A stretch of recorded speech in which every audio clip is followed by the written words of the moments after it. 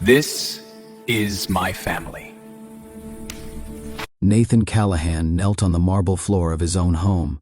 No cameras, no board members, no advisors, only a child standing in front of him, small hands at her sides, eyes steady, waiting. "This is my family," he said, not as a statement, as a decision. The room held its breath. Wealth sat everywhere, in walls, in silence, in distance. Yet none of it mattered. What mattered stood 4 feet tall, watching a man with everything choose one thing. Zariah did not smile. She did not clap. She stepped forward and rested her hand on his shoulder, light, certain, unafraid. Adults often mistake quiet moments for weak ones. This was not quiet. This was final. Because men like Nathan are trained to protect systems, titles, legacies written in contracts. They are not trained to choose a child when choosing costs power. He stayed on one knee longer than necessary, not asking permission, not explaining. He lowered himself because protection starts there. What makes a man step down from an empire he built with discipline and precision? What makes him risk judgment for a child who carries none of his blood? What makes him choose presence over control? This story begins there. That moment did not arrive by chance. It came after restraint, after silence, after a choice delayed too long. Before Nathan knelt, he stood at a distance.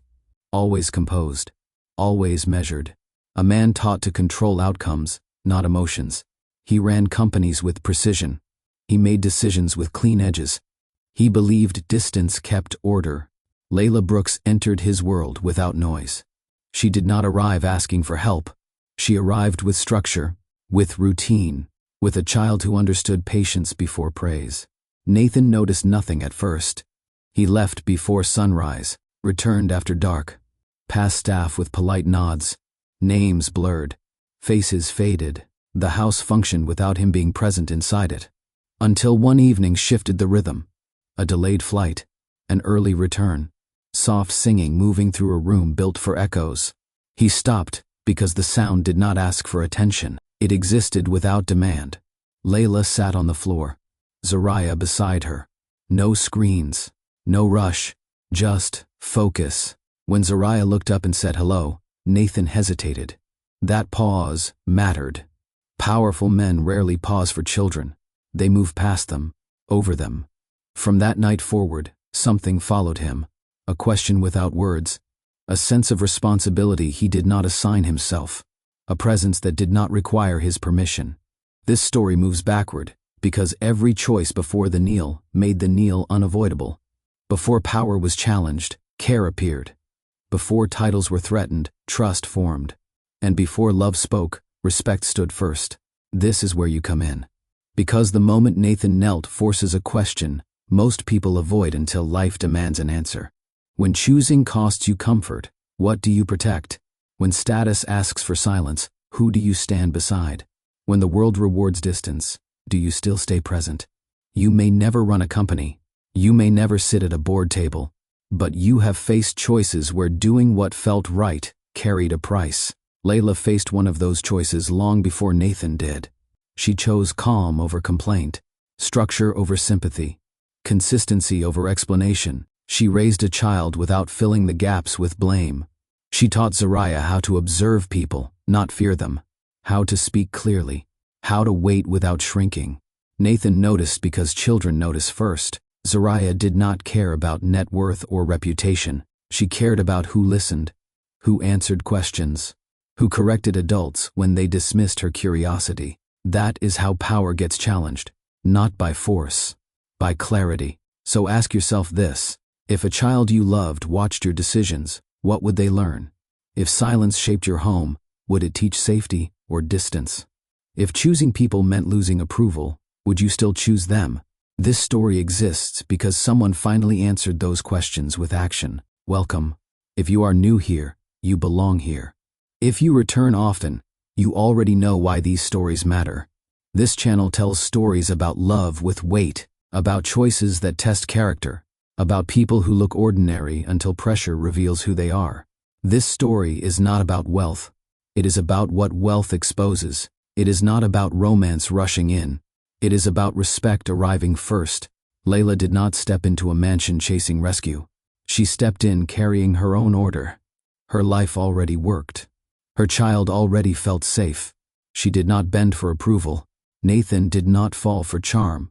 He responded to consistency, to the way Layla corrected gently, to the way Zariah watched without fear, to a home that felt lived in, not displayed. What unfolds here asks one clear thing of you. Pay attention to quiet strength. Notice the moments people usually ignore. Watch how children reveal truth adults work to hide.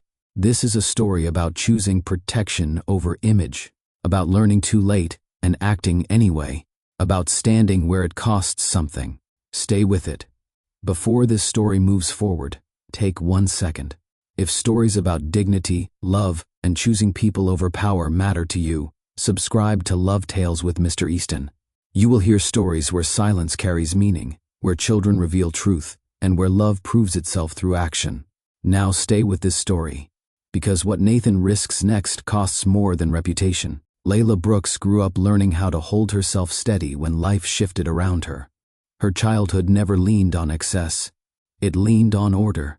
Small routines mattered. Shoes lined by the door. Meals at set times. Conversations finished without shouting. Her world taught her early that chaos did not need an audience. Her parents worked long hours. They loved her, yet time often felt scarce. Layla learned to wait without complaint. She learned to listen more than she spoke. When things went wrong, she did not rush to explain herself. She observed. She adjusted. She kept moving. Loss arrived early. When her parents could no longer hold everything together, Layla moved in with her grandmother. The transition did not come with speeches or tears meant to persuade. It came with a packed bag and a quiet ride across town. Layla did not ask why. She understood change before she understood language for pain. That understanding shaped her. She watched adults closely. She noticed who followed through and who filled space with promises. She learned that people who spoke the least often carried the most resolve. By the time she reached adulthood, Layla had mastered a calm that did not depend on approval. At school, teachers described her as focused. Friends called her dependable. She never chased attention. She never competed for validation. She built her sense of worth from consistency. By her late 20s, Layla moved with purpose. She worked without drama. She planned without announcing. She did not wait for life to offer ease. She built structure where it did not exist. This foundation mattered later, when others mistook her quiet for compliance. Layla had already learned the difference. Silence did not mean surrender. Silence meant control. Her upbringing did not harden her. It anchored her. And that anchor would carry her through rooms built to test it. Layla's grandmother believed character showed up in small, repeatable choices. Not speeches, not displays, daily conduct. She woke before sunrise every morning. The house stayed quiet, yet purposeful. Floors swept. Coffee brewed. Notes left on the counter with simple instructions. Eat. Lock the door. Call when you arrive. Her grandmother never rushed. She never raised her voice to gain control. When she corrected, she did it once. Calm. Direct. Final. Layla learned early that repetition followed disrespect, not misunderstanding. Money stayed tight, yet dignity never wavered. Bills were paid on time. Clothes were clean. Appearances were modest but intentional. Her grandmother taught her that pride did not come from what others saw. It came from knowing you handled your responsibilities without excuse. One rule mattered most. Speak when words serve a purpose. Stay quiet when they do not. Layla absorbed that rule deeply. She watched her grandmother sit through criticism without defense. She watched her listen fully before responding. When others underestimated her, her grandmother did not correct them. She let outcomes do the work. At the dinner table, lessons came through stories, not lectures. Stories about women who stayed steady when others panicked. About men who lost respect, chasing control. About children who thrived because someone chose consistency over comfort. Layla learned boundaries without being told they were boundaries. Her grandmother never explained dignity. She modeled it. When Layla asked questions, answers stayed clear and brief. No emotional manipulation, no guilt, just truth delivered with care. That approach shaped Layla's communication style for life. By the time Layla reached adulthood, her grandmother's voice lived inside her. Not loud, firm, guiding. It reminded her to pause before reacting, to protect her energy, to choose restraint without shrinking. Those values followed Layla into every space she entered, including spaces where restraint looked out of place, including rooms where people mistook calm for lack of leverage. Her grandmother prepared her for that too. Never argue your worth. Never rush to explain. Let your presence speak. Layla learned early that silence carried weight when used with intention. She watched people speak themselves into corners, explain too much, defend too quickly, reveal fear without realizing it. Her grandmother never did that. Layla followed the example. Silence gave her time. Time to read a room. Time to notice tone changes. Time to decide what deserved response. She understood something many never learn. Speaking less did not reduce her power. It refined it. When conflict surfaced, Layla did not rush to fill space. She asked one question, then waited. That pause unsettled people more than anger ever could. It shifted control back to her without force. At work, supervisors mistook her calm for compliance. They learned otherwise through results.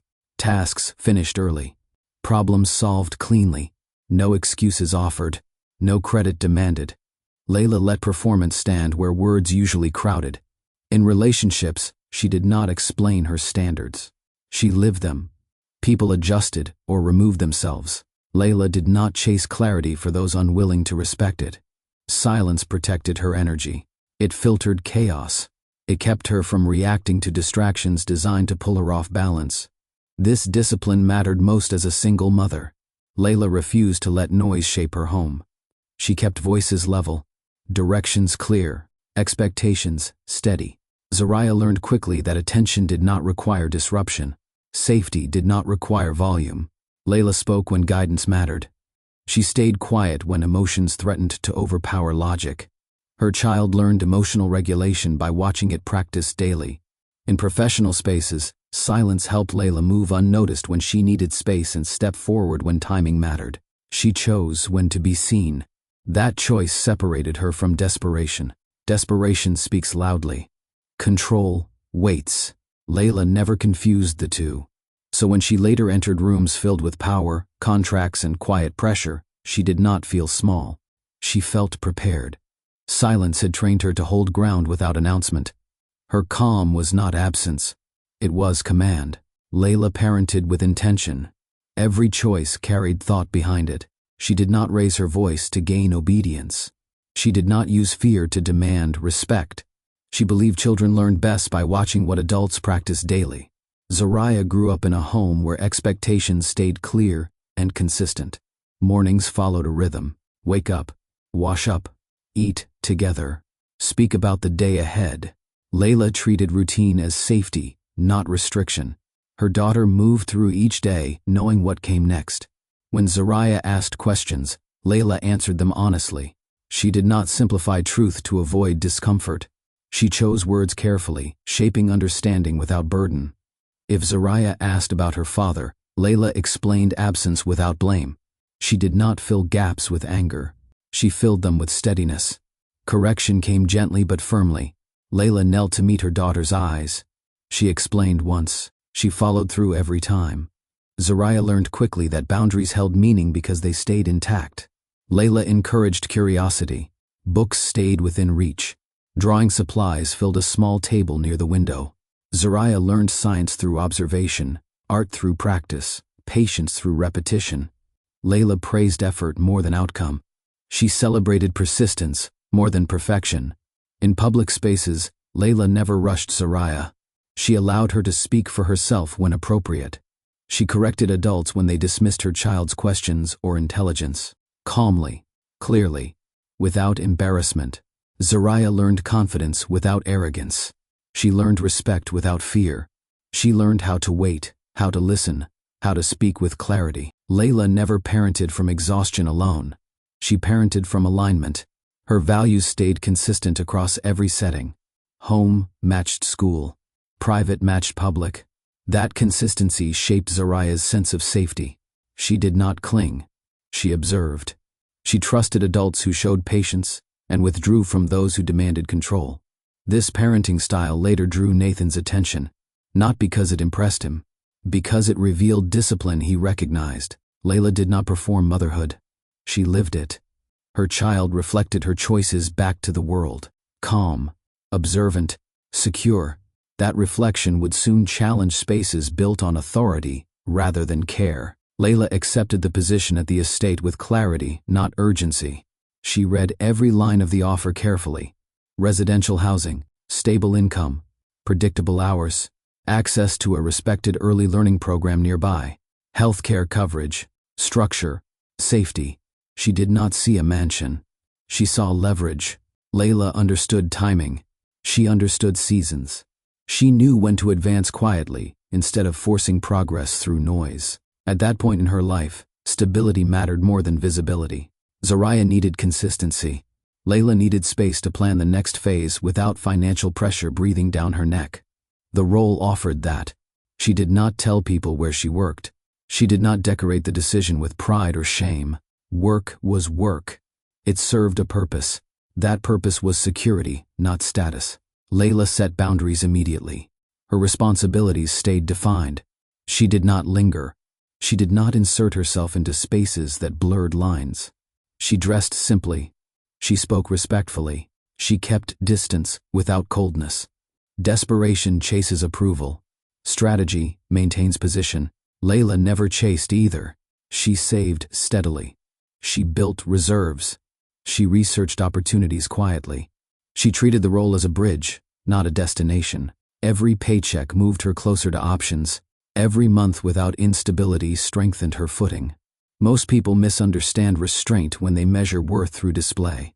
Layla measured progress through control.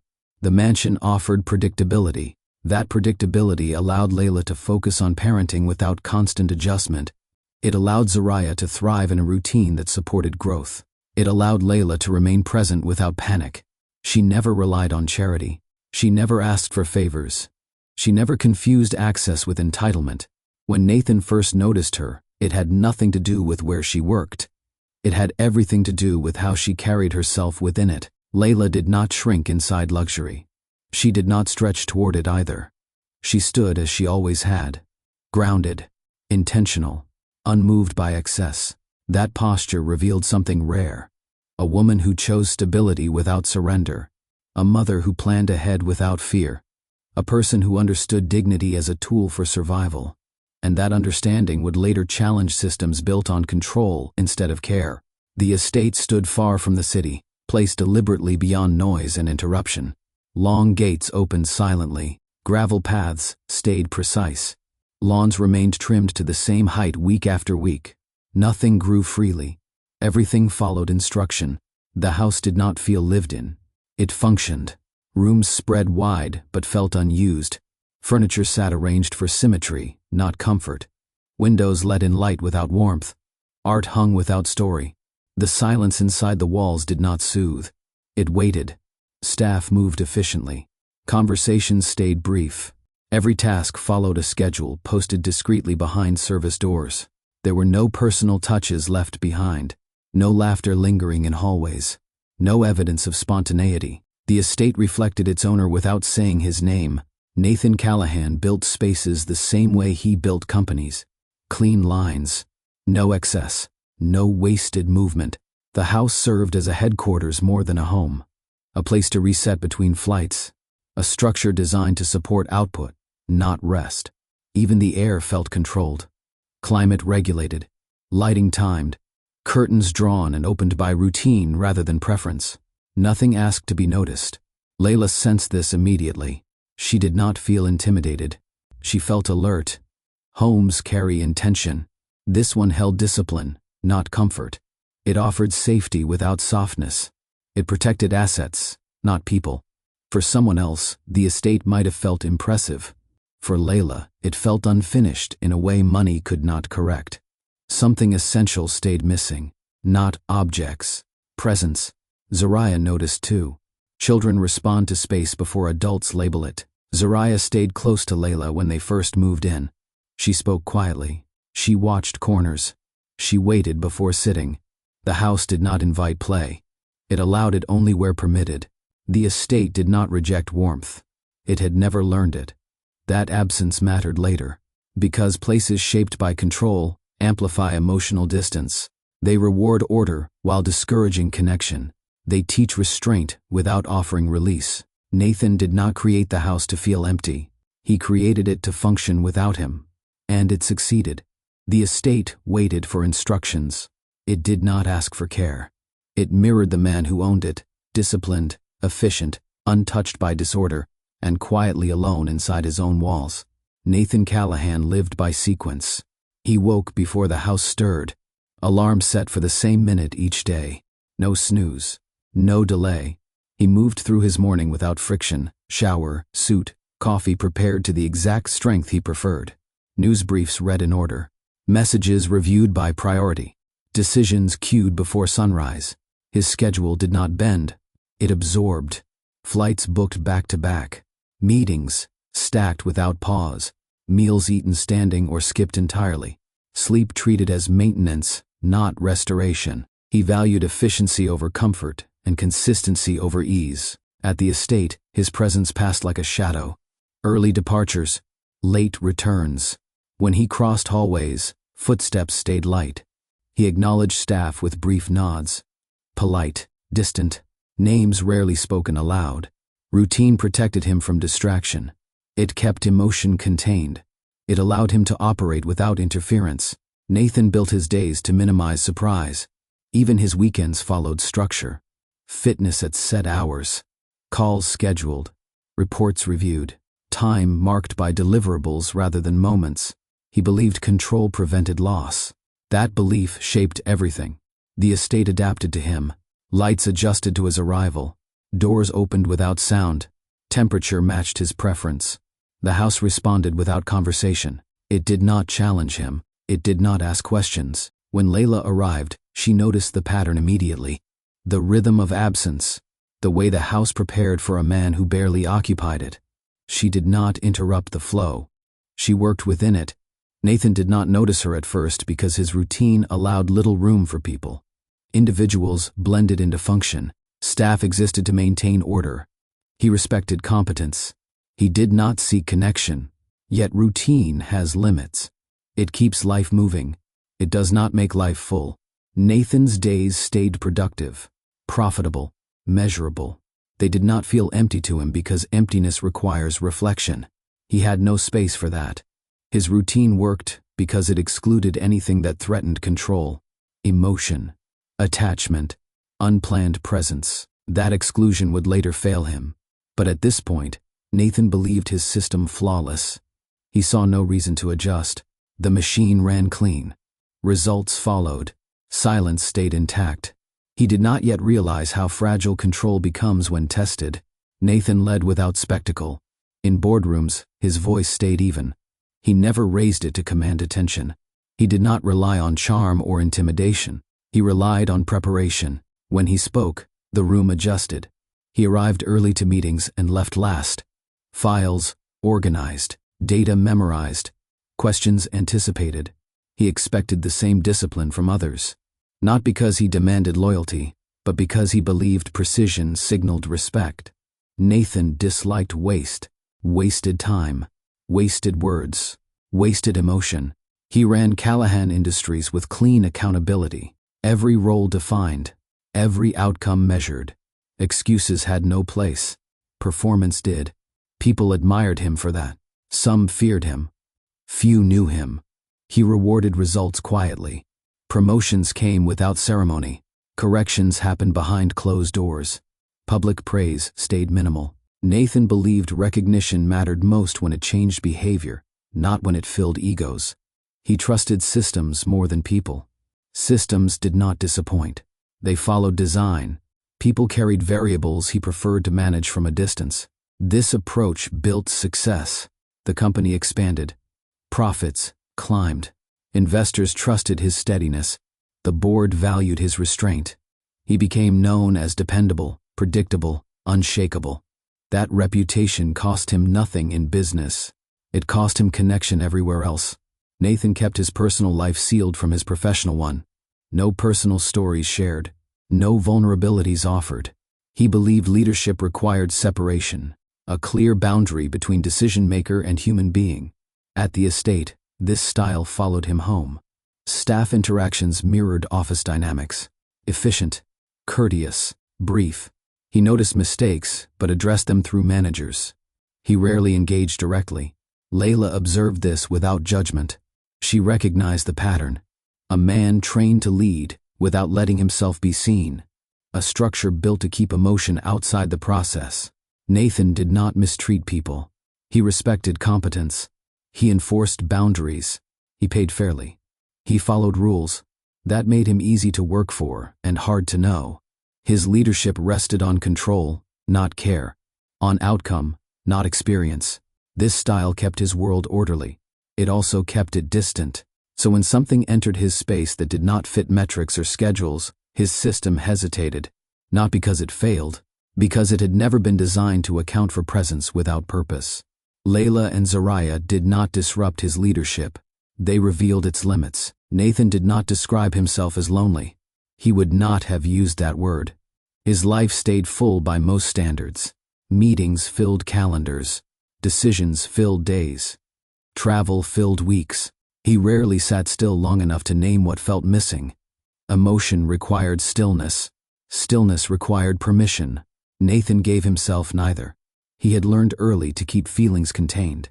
Expression led to complication. Attachment led to distraction. Control kept him effective. That belief followed him from youth into leadership without challenge. At the estate, this absence showed quietly. Bedrooms stayed untouched for weeks. Closets held clothes arranged by function, not memory. Personal items stayed limited. No framed photographs, no signs of shared history. The house did not tell stories because Nathan avoided collecting them. Even when present, he remained elsewhere. Phone calls interrupted meals.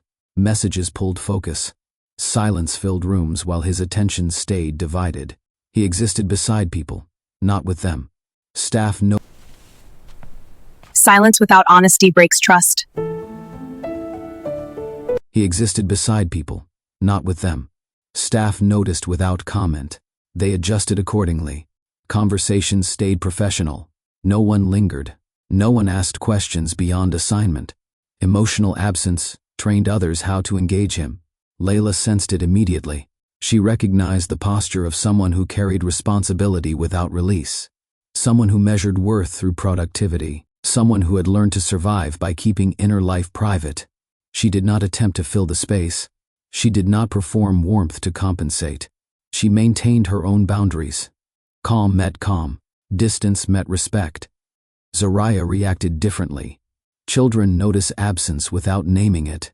Zariah watched Nathan carefully when they crossed paths. She waited for eye contact. She noticed when it came and when it did not. She learned his patterns without fear, only curiosity. Nathan did not ignore her. He simply did not know how to arrive emotionally. When he spoke, words stayed polite. When he listened, attention flickered. He had not practiced presence without agenda. His emotional absence did not come from cruelty. It came from habit. A habit reinforced by years of reward for distance. No one had asked him to show up differently. Not the board. Not his family. Not the world that benefited from his restraint. Until a child began to notice him. That attention unsettled something inside him he had long kept quiet. A sense that success had come at a cost he never calculated. At this stage, Nathan did not yet feel loss. He felt interruption, and that interruption would soon demand a response his system had never prepared him to give. Nathan's first interactions with Layla passed without significance, at least on the surface. She moved through the estate with quiet efficiency, completing her duties without drawing attention. He noticed her only as function, another reliable piece in a system built to operate smoothly. Their paths crossed briefly, in hallways, near shared spaces, during transitions that lasted seconds. Layla greeted him respectfully. Neutral tone, no attempt to engage beyond courtesy. Nathan returned the gesture. A nod. Sometimes a brief acknowledgement. Neither lingered. Layla did not study him. She did not adjust her behavior to match his status. She did not soften or stiffen. She worked as she always had, Focused, consistent, measured. That consistency registered slowly. Nathan noticed that tasks under her oversight ran without correction. Guests followed protocol without friction. Shared areas stayed orderly without feeling watched. Problems resolved before escalation. She anticipated needs without waiting for instruction. He noted it the way he noted operational excellence. Without emotion, without praise. The first real exchange happened one evening when schedules shifted unexpectedly. A delayed return. An unplanned presence. Nathan heard quiet voices in a space usually empty. He paused, not from irritation, but from unfamiliarity. Layla stood immediately when she saw him. She apologized for using the room. Her tone carried respect without anxiety. Nathan waved it off. He noticed how she held herself. Upright, calm, unrushed. Zariah spoke next. A simple greeting. No fear. No performance. Nathan answered because ignoring her felt wrong in a way he could not explain. He asked a question. Not strategic. Not rehearsed. Genuine. Layla watched the exchange without interference. She allowed space. She did not correct or redirect unless necessary. She trusted the moment. After that, interactions shifted subtly. Nathan asked brief questions when they crossed paths. About schedules, about school, about logistics. Layla answered clearly. She did not offer more than asked. She did not retreat. These exchanges remained neutral, professional. Yet something settled into place. Nathan did not feel drawn. He felt steady. Layla did not feel impressed. She felt respected. That balance mattered. Because relationships do not always begin with emotion. Some begin with recognition. Two people noticing that order does not require distance. That respect does not demand silence. These early moments carried no promise. Only alignment. The evening unfolded without ceremony. Nathan returned earlier than planned. The kind of shift his routine rarely allowed. The estate adjusted automatically. Lights warmed. Doors unlocked. Silence settled into its usual place. Then he heard something unfamiliar. Soft singing. Not loud. Not meant to travel. A child's voice moving slowly, filling space without effort. He stopped at the edge of the living room. Layla sat on the floor, legs folded, posture relaxed yet attentive. A wooden puzzle lay between her and Zariah. Pieces spread carefully, not scattered. No rush, no urgency. Just time being used with care. Zariah hummed as she worked. She turned each piece before placing it, testing shape against shape. When one did not fit, she set it aside without frustration. Layla watched closely, offering guidance only when asked. "What do you think goes next?" Layla said, voice steady. Zariah tilted her head, studied the picture, thought. Nathan noticed the absence of instruction, no correcting tone, no pressure to finish. The moment held patience, something he rarely witnessed without structure forcing it. Zariah picked up a piece, shaped like a roof. Tried it. Adjusted. Smiled when it fit. Layla smiled too, not wide, not loud, present. Nathan had designed rooms like this to impress guests who never stayed. Now, for the first time, the room served its purpose. It held people, not image. Zariah looked up and noticed him standing there. She did not startle. She did not freeze. She simply said, "Hi." The word carried no weight of rank, no hesitation, no permission sought. Nathan paused. That pause mattered. He realized how rarely anyone spoke to him without calculation. Staff addressed him carefully. Executives addressed him strategically. Even family chose words with intent. This child did none of that. Layla stood immediately, apologizing for using the common space. Her tone remained calm, respectful, unafraid. Nathan waved it off. His attention stayed on the floor. "What are you building?" he asked, surprising himself. Zariah glanced at the puzzle, then back at him. "A house," she said.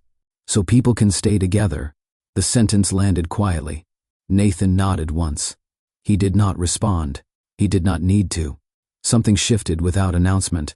Zariah's words stayed in the room after she spoke them, not because they were clever, because they were certain. People belong inside. She did not explain. She did not look to her mother for approval. She returned her attention to the puzzle as if the statement required no defense. Layla remained still. She did not correct.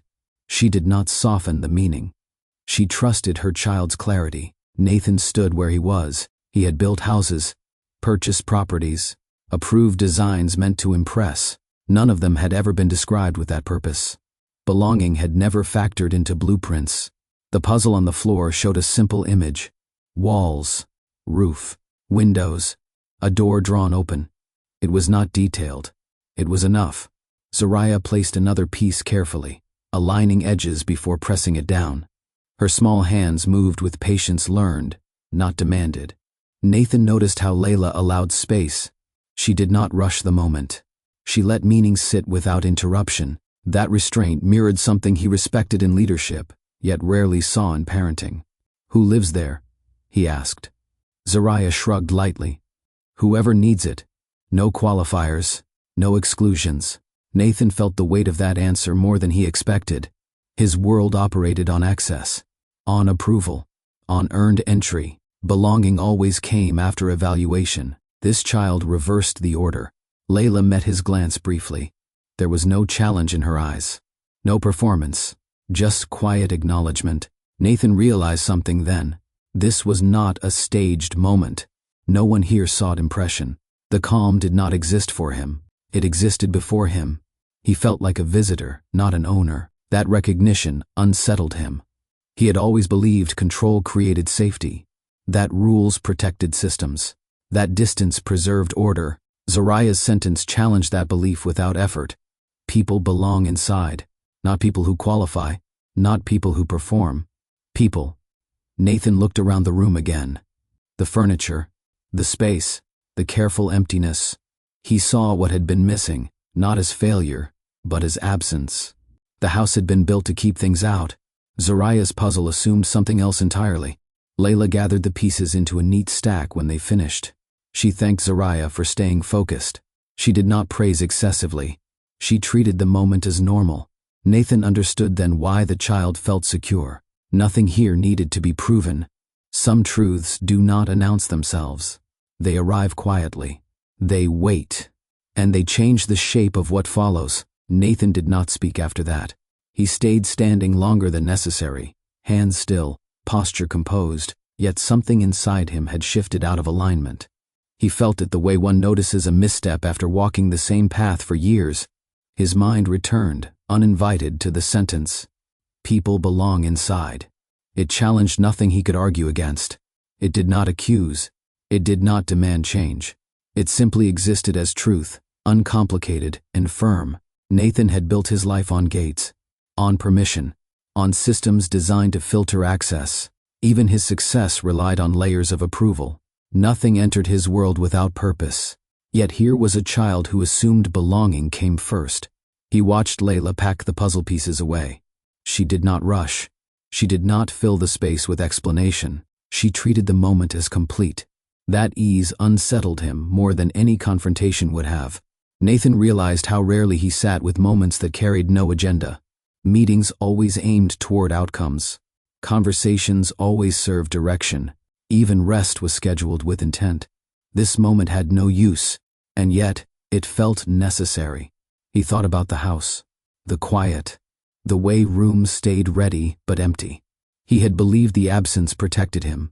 It reduced distraction. It preserved order. Now it looked different. It looked unfinished. Nathan felt an unfamiliar pull, not toward Layla, not toward the child, but toward presence itself. Toward the idea of being inside something rather than standing above it.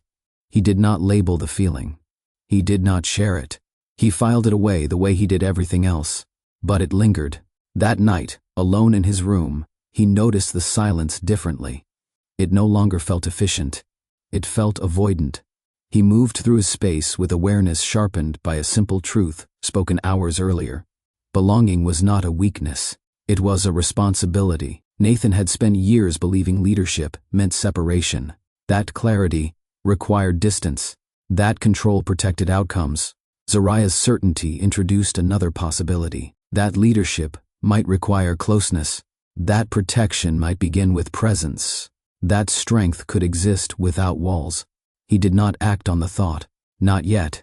But once a belief cracks, it does not return to its original shape. The child had not asked him to change. She had only shown him what he had built around himself. And for the first time, Nathan questioned whether control alone was enough to keep anything worth protecting. From that evening on, Zariah addressed Nathan carefully. Not timidly, not with fear, with intention. "Good morning, sir." "Thank you, sir." "Excuse me, sir." Each word landed clean. Polite, thoughtful, measured in a way that reflected her mother's guidance, not distance. Nathan noticed immediately. Children usually leaned toward him with curiosity or avoided him altogether. Zariah did neither. She treated him as someone worthy of respect without placing him above herself.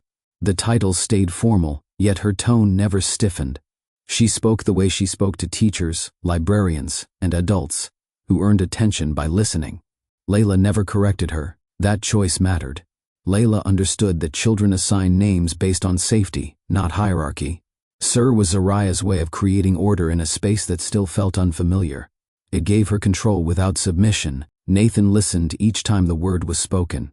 It reminded him of boardrooms, assistants, authority. Yet coming from Zariah, it sounded different. It carried no obligation. It did not shrink her.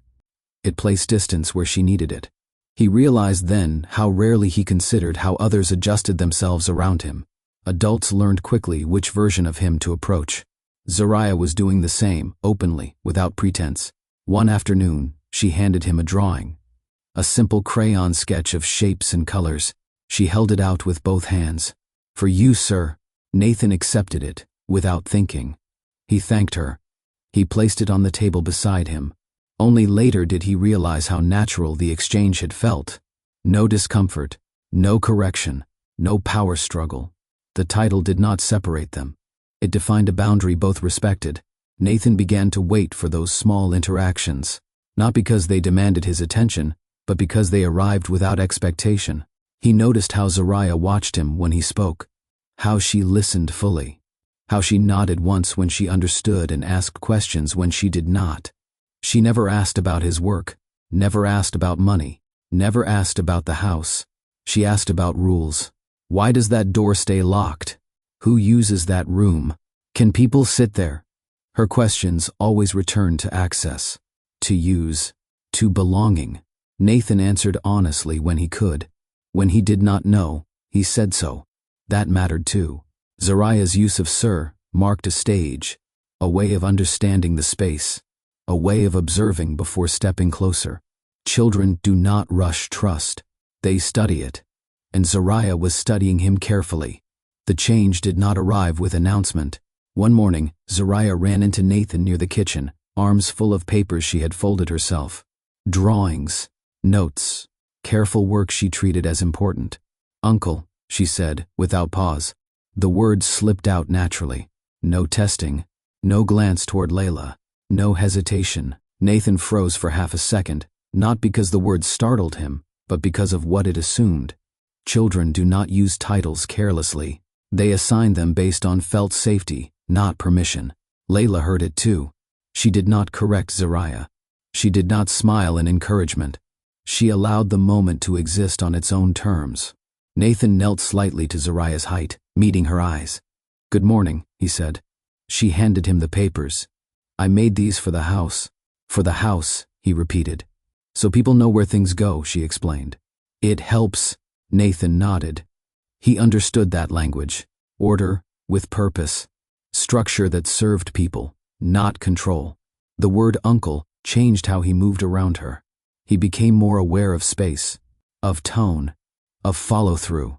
Titles carry responsibility, especially when given by children. He did not correct her. He did not ask Layla for guidance. He accepted the role as it had been offered. Quietly, over the following days, the word stayed. "Uncle, can I sit here? Uncle, is this okay? Uncle, do you know why?" Each time, Nathan responded carefully. He answered honestly. He explained when needed. He said no when required, and followed it with reason, not authority. Zariah listened. She adjusted. She trusted. Nathan noticed the difference in himself. He slowed down when she spoke. He finished calls later. He stayed present longer, not out of obligation, but because presence had become easier. The title had shifted the dynamic. It placed him inside something rather than above it. It asked him to protect, not manage. Layla watched without interference. She trusted Zariah's judgment. She had taught her daughter to name safety when she felt it. Nathan earned the word without realizing he was being tested. Children do not test with tricks. They test with consistency.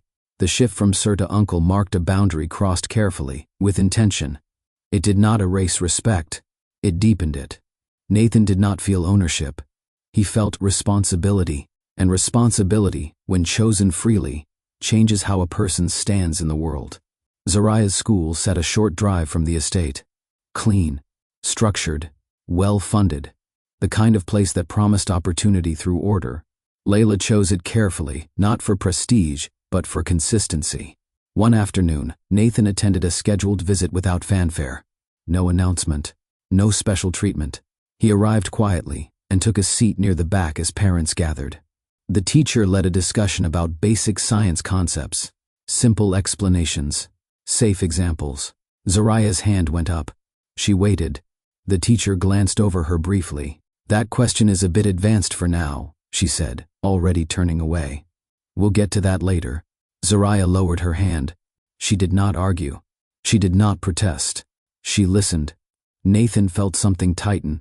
He had watched executives dismiss ideas with similar ease. He had seen intelligence reduced because it arrived from the wrong seat.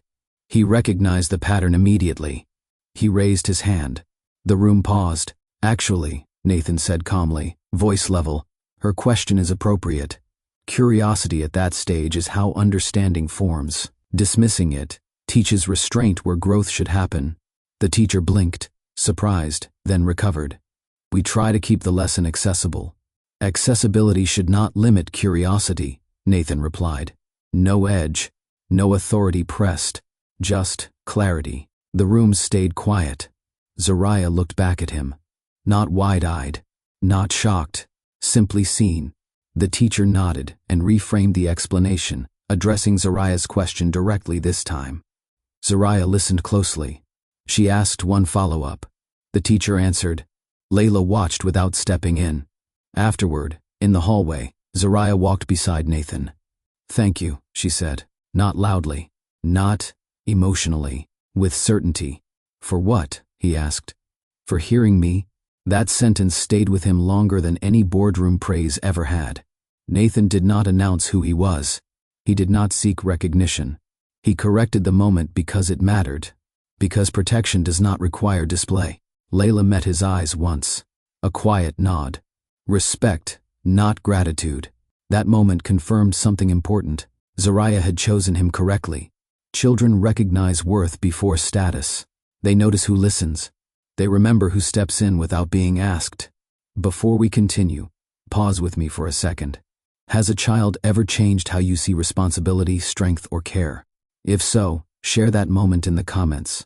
Your story may matter more than you realize. Now stay with this one, because what Nathan protects next will cost him far more than correction ever could.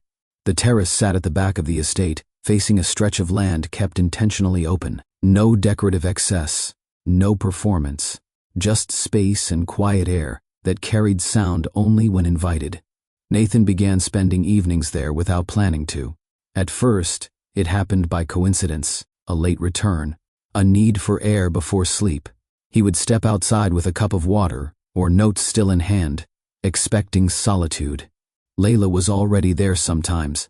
She never claimed the space. She used it the way she used everything else, with care, with limits. She sat at the far end, usually with a book or paperwork from Zariah's school, posture relaxed but alert.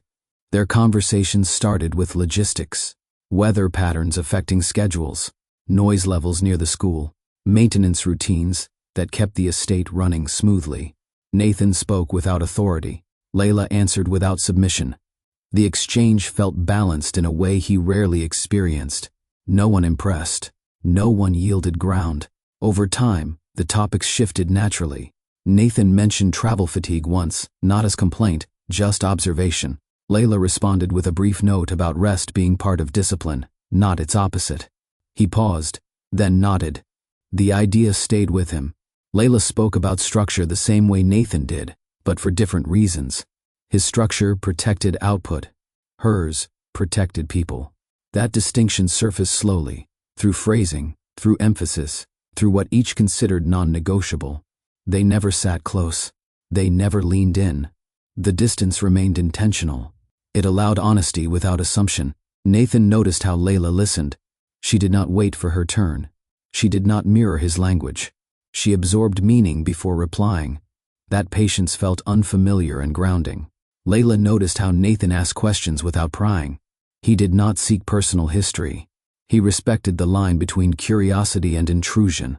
The terrace became neutral ground, not work, not home, a place where both could speak without roles attached. Neither labeled these conversations as connection. They were simply exchanges where control loosened without risk. Trust did not rush in. It settled. That restraint mattered. It built safety before anything else could form. Tea replaced habit without announcement. Nathan had always associated evenings with reports and screens. Liquids meant efficiency. Coffee for mornings. Water for nights. Consumption without pause. Layla introduced something different without making it an event. One evening, she stepped onto the terrace carrying 2 cups. Simple ceramic. Steam rising quietly. She did not ask. She offered. Nathan hesitated only a moment before accepting. The tea was warm, not sharp. Balanced. It required attention. Drinking it quickly ruined the point. He adjusted without comment. They did not speak at first. That silence felt intentional, not awkward. Layla watched the open land. Nathan watched the horizon shift color. No phones, no papers, no agenda. Tea nights became a pattern. Sometimes they spoke about Zariah's school progress. Other times about changes Nathan considered making within the company. Layla never advised unless asked. When she did, her input focused on people, not optics. She asked Nathan once why he preferred evenings outside. He thought before answering. "It's the only place I don't feel observed." Layla nodded. She did not respond immediately. When she did, it was measured. Privacy matters when your life stays public. Nathan appreciated that she did not romanticize it. She did not envy it. She understood it. Tea nights remained quiet. No music, no laughter forced, just presence allowed. Nathan began looking forward to them without naming why. The ritual slowed his pace. It grounded him. It reminded him that rest did not require escape. Layla valued the predictability. She knew when the evening would remain quiet. She could plan her nights without interruption. The balance stayed intact. Neither crossed lines. Neither tested boundaries. Tea nights did not signal romance. They signaled respect. In those moments, Nathan experienced something unfamiliar. Being received without expectation. Layla experienced something equally rare. Being seen without being claimed. That balance built safety. Safety allowed honesty. Honesty allowed trust. Tea nights held all three. Silence between them did not feel like absence. It felt agreed upon. On the terrace, they often sat without speaking for long stretches. Minutes passed without discomfort. Nathan did not reach for his phone. Layla did not fill space with commentary. Both understood the value of stillness. Nathan noticed how different this silence felt from the silence inside the house. Inside, silence had been rigid, structured, designed to keep disruption out. On the terrace, silence breathed. It allowed thought. It allowed presence. Layla had lived with silence most of her life. She knew how to use it as protection and clarity. She did not fear it. She trusted it. Nathan was still learning. At first, he measured silence as wasted time. Then he began to notice what surfaced within it. Unfinished thoughts. Questions he had postponed. Reactions he had trained himself to suppress. Layla did not push him toward those realizations. She allowed them to arrive on their own. Sometimes Zariah joined them briefly, sitting between them with a book or her drawings.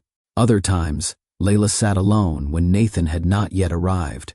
He never interrupted her. He waited for natural entry. These unspoken agreements mattered. They taught Nathan that presence did not require contribution, that showing up fully did not demand performance, that being still with someone did not reduce authority. Layla observed how Nathan changed during those silences. His posture softened, his shoulders lowered, his breathing slowed. He did not disappear into thought. He stayed anchored. Silence revealed consistency. Nathan noticed how Layla held herself the same way, whether alone or accompanied. She did not shift posture to accommodate him. She did not edit herself. That steadiness earned trust. Silence also protected boundaries. Words create momentum. Momentum can push people closer than readiness allows. Silence kept space intact. It honored timing. In shared silence, they learned how to coexist without claim, how to acknowledge connection without ownership, how to respect the pace set by mutual restraint. Nathan began to understand something important. Control did not require constant input. Connection did not require constant speech. Silence could be generous. It could hold two people without asking either to give more than they were ready to offer. Those shared silences did more than conversation ever could. They built comfort without pressure, familiarity without expectation. That foundation mattered when feeling began to shift. Because when desire follows silence, it arrives with care. Alignment revealed itself in the details, not in declarations, not in confessions, in choices made consistently. Nathan noticed how Layla spoke about responsibility.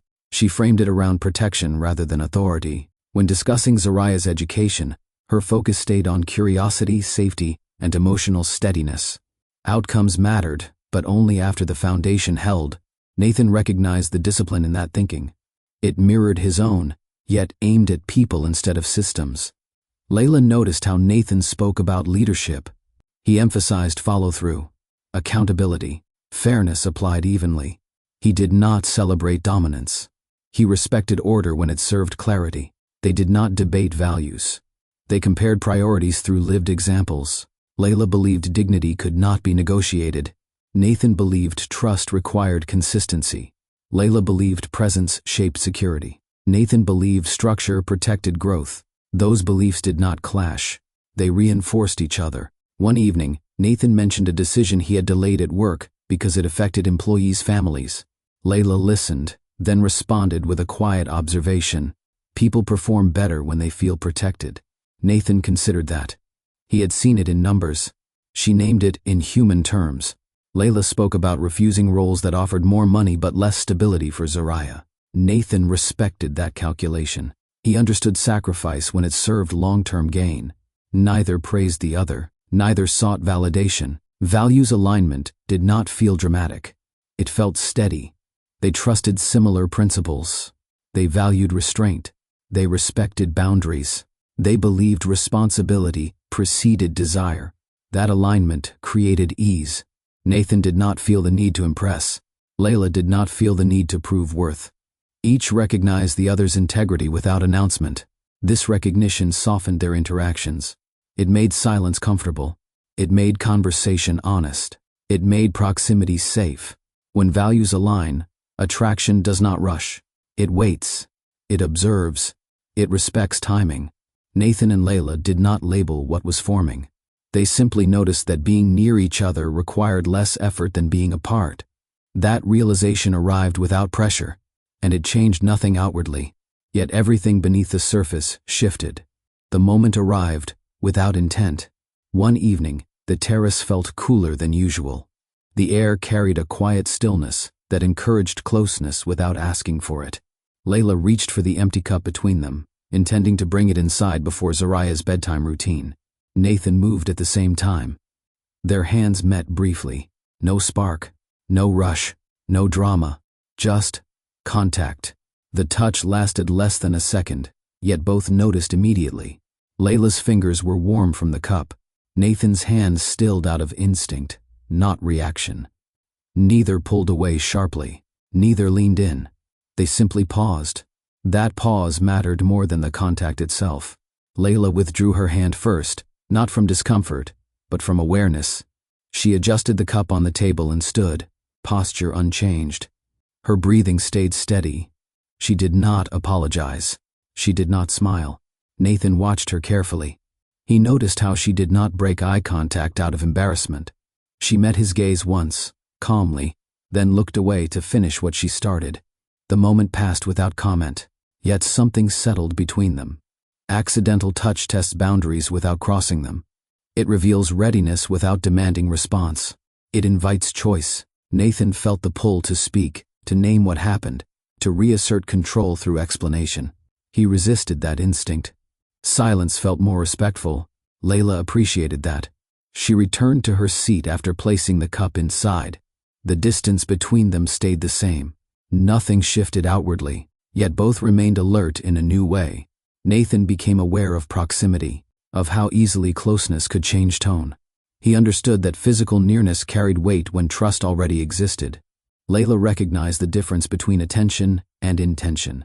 She felt neither claim nor expectation. That restraint reassured her. They resumed their quiet presence, without tension. No glances lingered. No movements adjusted. No assumptions formed. The accidental touch did not create desire. It confirmed respect. It showed that closeness could exist without urgency. That attraction did not need to rush to justify itself. That safety allowed awareness without fear. Nathan understood then why timing mattered. Why silence mattered. Why boundaries mattered. Layla understood something too. He would not take more than offered. He would not confuse access with entitlement. He would wait. That understanding deepened trust more than any declaration could. Because restraint, when chosen freely, speaks louder than action driven by impulse. The boundary came later, not in the moment. Nathan waited because timing mattered. He understood that boundaries spoken too early felt defensive, and boundaries spoken too late felt corrective. He chose the space where honesty could land without pressure. It happened on the terrace, during one of their quieter evenings. Tea had cooled. The sky held steady. Zariah had already gone to bed. The house behind them remained silent, as it often did. Nathan did not look at Layla when he began. "I want to be clear about something," he said. His voice stayed even, no gravity added, no softness forced. Layla listened without shifting. She did not brace. She did not prepare a response. She trusted clarity. "I won't confuse care with claim," Nathan continued. "And I won't ask you to carry anything that complicates your life, or your child's." He paused, allowing the words to settle. Layla met his gaze then. Calm, present, unafraid. Nathan spoke again, slower this time. "If anything grows here, it has to do so without pressure, without expectation, without roles blurring in ways that cost you safety." Layla nodded once. "That matters to me," she said. No explanation, no qualifiers. Nathan exhaled, not in relief, but in alignment. He had named something essential. He had placed responsibility where it belonged, on himself. "I won't step into your space unless you invite me," he added. "And if you never do, that will be respected." The statement did not ask for reassurance. It did not seek permission. It offered protection. Layla responded with the same clarity she carried everywhere. "I value that," she said. "And I don't stay where respect isn't practiced." There was no tension in her voice. No challenge. Just truth. They did not move closer after that. They did not change routine. Tea nights continued. Silence remained welcome. Distance stayed intentional. Yet something important had been secured. Trust does not come from attraction alone. It comes from restraint honored, without resentment. Nathan's boundary did not slow connection. It strengthened it. It made space for choice. It ensured that whatever followed would arrive without harm. Layla felt seen, not pursued. Nathan felt grounded, not tempted. Respect had arrived before desire. And because of that, desire, when it came later, would carry meaning rather than risk. The first resistance did not arrive loudly. It came through pauses. Nathan's inner circle noticed shifts before they named them. Missed dinners, declined invitations, meetings ended earlier than usual. His attention stayed sharp, yet redirected. He asked different questions. He listened longer. He stopped tolerating dismissive humor. Executives who had worked beside him for years sensed change and grew uneasy. They framed their concern as curiosity. "Everything all right?" one asked during a late meeting. "Just recalibrating priorities," Nathan replied. That answer satisfied no one. The inner circle thrived on predictability. Nathan's steadiness had always been their anchor. When his habits changed, they felt exposed. Control relies on consistency, and consistency had shifted. Conversations began happening without him. Private lunches, quiet phone calls, subtle alignment among those who benefited from the old order. They did not accuse Nathan of anything. They questioned the direction of focus. He's distracted. He's personal lately. This isn't like him. They spoke carefully, aware of hierarchy, yet confident in influence. The inner circle believed their proximity granted them insight into his limits. They noticed Layla without knowing her. Her presence showed up in absence. Nathan left earlier. He stayed later at the estate. He declined engagements that once mattered. The inner circle did not need confirmation. They inferred meaning through deviation. They framed concern as protection. We should ensure nothing interferes with output. Distractions at that level carry consequences. Optics matter. They believed they were guarding Nathan's interests. In truth, they guarded their own comfort. No one approached Nathan directly at first. Power circles prefer alignment before confrontation. They waited. They gathered observations. They prepared language that sounded neutral while carrying intent. When Nathan eventually sensed the shift, he did not react. He had led long enough to recognize pattern. Resistance often arrives before conflict surfaces. He allowed it to exist. He noted who spoke, who stayed silent, who watched. That silence told him more than words ever could. The inner circle underestimated one thing. They believed change meant loss of control. They believed proximity to power gave them leverage over it. They had not yet realized that Nathan's control had not weakened. It had clarified, and that clarity would soon challenge the structure they relied on. The board sensed trouble before it appeared on any agenda. It surfaced as tension in quarterly reviews. Nathan's numbers stayed strong, yet his tone had shifted. He pushed back on assumptions he once accepted without debate. He questioned timelines that ignored human cost. He asked how decisions landed beyond spreadsheets. Board members exchanged glances. They were used to Nathan's discipline. They were not used to his resistance. Discomfort grew quietly. It showed up as follow-up emails, as requests for additional briefings, as reminders about governance and continuity. The board valued stability above all else. Stability meant predictability. Predictability meant control. Nathan's presence no longer followed the script. He listened carefully during meetings, then challenged framing with precision. When a proposal leaned on efficiency at the expense of people, he asked for alternatives. When a cost reduction plan affected families, he requested impact analysis. No one accused him of losing focus. They suggested he was broadening it too much. Your role requires distance, one member said, measured and polite. Distance from what? Nathan asked. From variables that complicate judgment. The message was clear. Personal considerations belonged outside governance. The board did not name Layla. They did not mention the child. They did not need to. Their discomfort centered on influence, on the idea that something beyond contracts had entered Nathan's decision process. They framed concerns as stewardship. We have a duty to shareholders. We must protect leadership continuity. Perception affects valuation. Nathan understood the language. He had spoken it himself for years. What he heard beneath it was fear. Fear that leadership might prioritize people over posture. The board requested reviews, legal assessments, policy checks. They wanted reassurance that boundaries held. Nathan provided data. He answered questions. He did not retreat. Discomfort hardened into vigilance. Board members watched his choices more closely. They tracked attendance. They noted associations. They prepared contingency language in case alignment fractured. They believed pressure would correct course. They believed governance could contain influence. What they did not realize was that Nathan's discipline had not dissolved. It had sharpened. He saw the structure clearly now, including where it protected interests at the expense of integrity. Board discomfort marked a turning point. It signaled that personal values had begun to challenge institutional comfort, and institutions rarely yield without resistance. Nathan's family noticed the change faster than the board. Families always do. They saw it in his availability, shorter visits, declined invitations, conversations that ended early without explanation. Nathan still showed respect. He still called. He still appeared when obligation required it. What disappeared was openness. That absence unsettled them. His family operated on expectation and presentation. Appearances mattered. Alignment mattered. Tradition mattered. Nathan had always honored that structure, even when he kept emotional distance. Now distance worked differently. Questions followed. Why aren't you coming this weekend? You missed your cousin's event. We barely see you anymore. Nathan answered politely. He did not justify. He did not explain. That restraint frustrated them more than refusal ever could.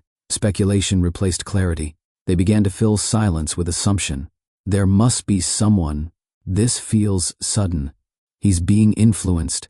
Family concern quickly turned protective, then territorial. They viewed any shift in Nathan's priorities as threat, not because they feared for him, but because they feared losing position within his life. When subtle pressure failed, tone sharpened. Remarks carried implication. Be careful who you let close. People see opportunity where you see connection. Some lives are temporary by design. Nathan listened. He did not engage. The hostility did not explode. It layered itself carefully. Passive comments, strategic questions, warnings framed as wisdom. Layla remained unnamed. That omission made it worse. When people refuse to name something, it is because naming grants legitimacy. Nathan's family refused legitimacy before it could take shape. They believed proximity to Nathan required qualification, education, background, social fit. They had always filtered his relationships through those measures. A woman who worked inside his home disrupted that order without ever entering their space. The hostility stemmed from class tension disguised as concern. It questioned worth without evidence. It judged presence without knowledge.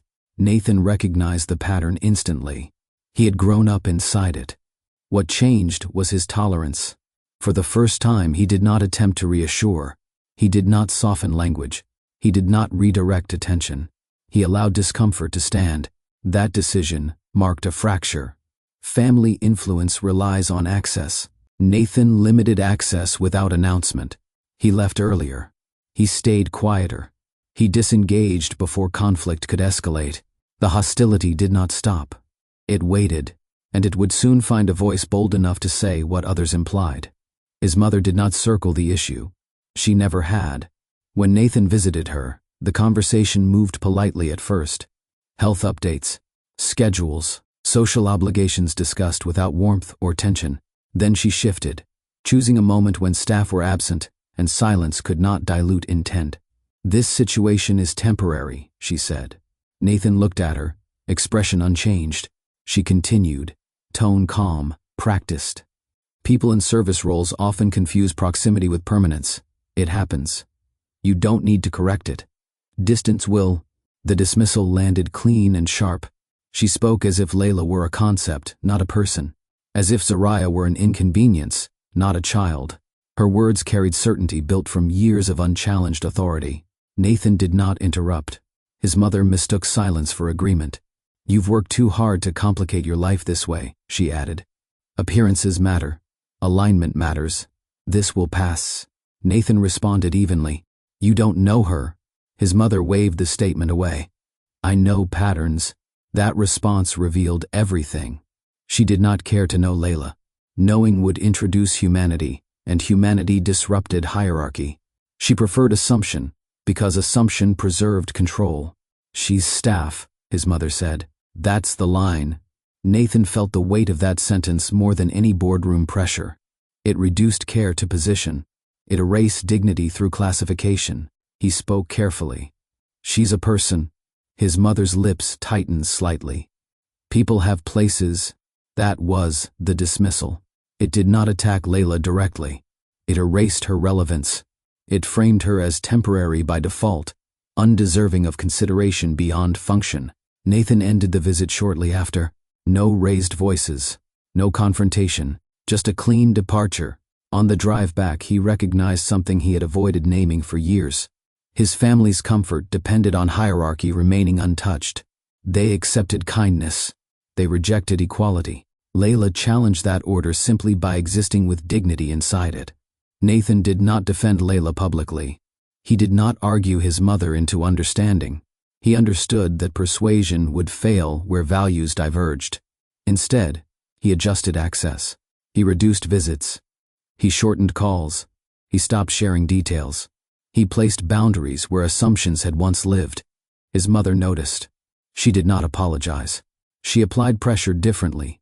Silence became leverage. Nathan accepted it, because for the first time, choosing respect over approval felt necessary rather than optional. The clause did not hide in fine print. It lived in plain language, buried in governance documents most people never read twice because they assumed alignment would never require it. Nathan knew it existed. He had approved similar safeguards years earlier. At the time, it had felt distant, theoretical, designed for situations he never expected to face. The clause stated that any executive relationship with residential staff triggered an automatic leadership review. The review did not assume wrongdoing. It assessed risk exposure, optics, influence, authority imbalance, reputational impact. On paper, it sounded neutral. In practice, it was a warning. The clause allowed the board to suspend decision authority during review. It allowed investors to request reassurances. It allowed family stakeholders to argue instability without evidence. It framed human connection as liability. Nathan read the language again, slower this time. He noticed what it protected and what it ignored. It protected power structures. It protected appearances. It ignored context, consent, and dignity. The clause did not ask whether a relationship was ethical. It asked whether it was convenient. It did not assess character. It assessed exposure. Nathan realized the policy assumed imbalance by default. It treated proximity as threat rather than responsibility. It placed control above care. When legal counsel explained the clause, the tone stayed calm. It's standard, they said. It avoids complications. It keeps leadership clean. Clean meant uncontested. Nathan asked what review actually involved. Meetings, temporary oversight, possible public distancing measures, private settlements if separation proved necessary. Necessary for whom was never specified. The clause offered solutions without considering harm. It normalized separation as correction. It assumed the executive's position required insulation from personal ties that challenged hierarchy. Nathan closed the document. He understood the message clearly now. The system did not forbid connection. It punished commitment. It allowed proximity as long as it remained undefined. It intervened only when care became visible enough to threaten order. The clause existed to remind executives where loyalty should rest, with the structure, not with people. Nathan felt the weight of responsibility shift. This was no longer about discomfort or judgment. It was about choosing which rules deserved obedience. Policies reveal values when tested, and this one had just revealed its own. The pressure never arrived as a demand. It arrived as concern. Emails carried careful phrasing. Meetings opened with reassurances. Legal counsel spoke in calm tones meant to sound helpful rather than directive. Everything framed itself as protection. This is about safeguarding the company, one advisor said. About ensuring stability, another added. About managing exposure before it escalates. They avoided words like separation or removal. They preferred distance, reassignment, resolution, risk management, they called it. The concept rested on a simple belief. Power must remain untouched by anything unpredictable. Human connection qualified as unpredictable, especially when it crossed class lines. They suggested options. A temporary relocation for Layla, a private agreement to create space, a reassignment framed as opportunity, a settlement described as support. Each option removed the problem without naming it. Nathan listened without interruption. They spoke as if Layla were unaware, as if Zariah were incidental, as if care could be managed like supply chains. One advisor emphasized urgency. The longer this stays undefined, the harder it becomes to control perception. Another mentioned investors. They don't respond well to ambiguity. A third framed it as kindness. This protects everyone involved. Nathan heard the lie inside that sentence. Protection that required silence was not protection. It was erasure. He asked one question. What happens to the child? The room paused. That pause answered him. No plan addressed Zariah. No document mentioned her well-being. Risk assessments did not account for children. They accounted for optics. Nathan realized then that the system did not fail by accident. It was designed to function this way. It absorbed complexity by removing people who complicated hierarchy. Pressure increased when Nathan did not respond quickly. Reminders followed. Timelines. Gentle warnings about review processes and public narratives. Each message assumed compliance. Nathan remained calm. He understood the stakes clearly now. If he accepted their framing, he preserved position at the cost of dignity. If he rejected it, he invited scrutiny that threatened control. Risk management was not about managing danger. It was about managing obedience. Nathan left the meeting without committing to any option. No promises, no concessions. That refusal unsettled them. Because systems built on control rely on predictable response. Nathan's refusal introduced uncertainty, and uncertainty made power uncomfortable. The pressure would escalate, but so would his resolve. Layla did not mean to hear anything. She stood outside the private office wing because the corridor light had been left on. That detail mattered to her. Lights meant presence. Presence meant responsibility. She planned to switch it off and return to Zariah's room before bedtime. Voices carried through the partially closed door.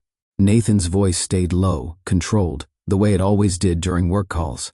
Another voice answered him, careful and precise. Legal language shaped every sentence. No emotion, no name spoken at first.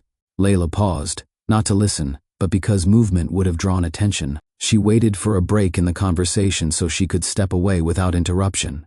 It did not come. The safest option, the other voice said, is to create distance before this escalates. Nathan responded after a moment. Define distance. A clean resolution, the voice replied. One that protects everyone involved. Layla felt her chest tighten, not with fear, but with recognition. She had heard this tone before. It belonged to systems that solved problems by removing people. She did not lean closer. She did not shift her weight. She stayed still because stillness had always protected her. Any arrangement must be discreet, the voice continued. A private agreement avoids speculation. Nathan asked. And the child? There was a pause. Layla noticed that pause more than any word spoken. Children complicate narratives, the voice said carefully, which is why separation must happen early. Layla understood then that this was not a conversation about ethics. It was about control. She did not hear Nathan agree. She did not hear him refuse. What she heard instead was something more damaging. Silence. Not reflective silence. Not thoughtful pause. Working silence. The kind that meant consideration. Layla stepped back quietly. She did not wait for resolution. She did not need it. The damage had already occurred. Nathan had allowed the conversation to exist. He had allowed her life to be discussed without her presence. That broke something inside her she had protected for years, not because she believed he would betray her, but because he did not choose honesty first. Layla returned to Zariah's room and sat beside her daughter until she fell asleep. Her hands stayed steady. Her voice stayed calm. Silence had always been her strength. This time, silence hurt. Layla replayed one word in her mind as she moved through the rest of the evening. Settlement. It sounded clinical. Final. Clean. The word did not describe people. It described transactions. It belonged to disputes resolved without emotion, to issues closed without conversation. Settlement meant separation wrapped in politeness. Layla understood its weight immediately. She had seen versions of it before, offered to women who needed quiet more than fairness. Money in place of voice, distance in place of truth.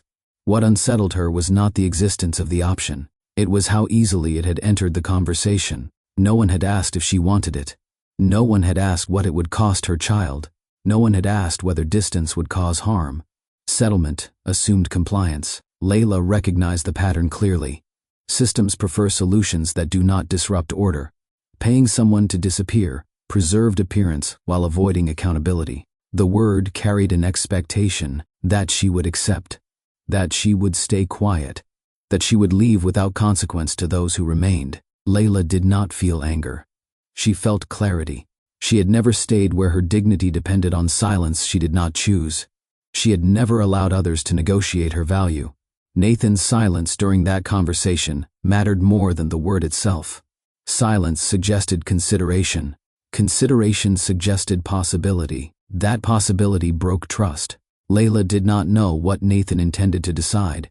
She did not wait to find out. She had learned long ago that staying through uncertainty created vulnerability others could exploit. She finished her tasks with the same care she always had. Dishes washed, notes checked, Zariah's bag prepared for the next day. No outward change, but inside, something settled firmly. She would not confront him. Confrontation would invite explanation. Explanation would invite persuasion. Persuasion would pressure her into staying in a space where her presence required justification. Settlement had already named her as a problem to be managed. Layla chose something else. She chose departure without noise. Because silence could still be power when chosen freely. This time, she would use it to protect herself and her child. Layla considered confrontation carefully, not for minutes, for hours. She lay awake that night listening to the steady rhythm of Zariah's breathing. She counted it the way she always did when decisions carried weight. Slow, even, safe. Her child slept without knowing anything had shifted. That mattered. Confrontation would have required explanation. Explanation would have required exposure. Exposure would have placed Layla in a position she refused to occupy, defending her worth to systems already prepared to dismiss it. She had learned long ago how these conversations ended. They began with reassurance. They moved toward persuasion. They ended with compromise that cost the person with less power more than anyone else. Layla did not need Nathan to speak to understand the structure surrounding him. She had heard enough. She had seen how quickly her life became a topic of risk management rather than care. Confrontation would not restore trust. It would only force Nathan to choose under pressure. And any choice made under pressure would always carry doubt. Layla refused to beg for clarity. She also refused to put Nathan in a position where defending her would become another negotiation point. If he chose her, she wanted that choice to come from conviction, not urgency. If he did not, she would not wait to be discarded politely. Silence became her decision, not her default. She moved through the following day with intention. She smiled at Zariah. She kept routines intact. Breakfast happened on time. Shoes were tied carefully. Questions were answered with honesty appropriate for a child. Layla did not pull away emotionally. She did not punish Nathan through distance or coldness. She remained herself. That choice protected her dignity. She understood something essential. Once trust fractures, clarity matters more than closure. Waiting for answers from people negotiating your removal only deepens harm. Layla chose self-respect over explanation. She would leave before the conversation could frame her as disposable. She would remove herself before her presence became something others debated, not because she feared loss, because she refused to be reduced. This was not withdrawal, it was refusal. Refusal to accept solutions that treated her child as an inconvenience. Refusal to stay where her life could be rearranged without her voice. Layla had entered the estate with strategy. She would leave the same way. Quiet, controlled, unbroken. Layla began packing before dawn. Not in haste, not in anger. With precision. She waited until Zariah slept deeply, then moved through the room with practiced care. Clothes folded into neat stacks. Shoes paired. Books wrapped gently to protect corners. Nothing rushed. Nothing dramatic. Packing was familiar. Layla had learned how to do it without chaos, without tears spilling into decisions. She treated it the way she treated every transition in her life, as a task requiring clarity, not emotion. She did not take everything. She took what mattered. Zariah's favorite sweater, her school folder, the small photo album Layla kept hidden in a drawer, documents organized and ready. She left behind anything that tied them to comfort without belonging.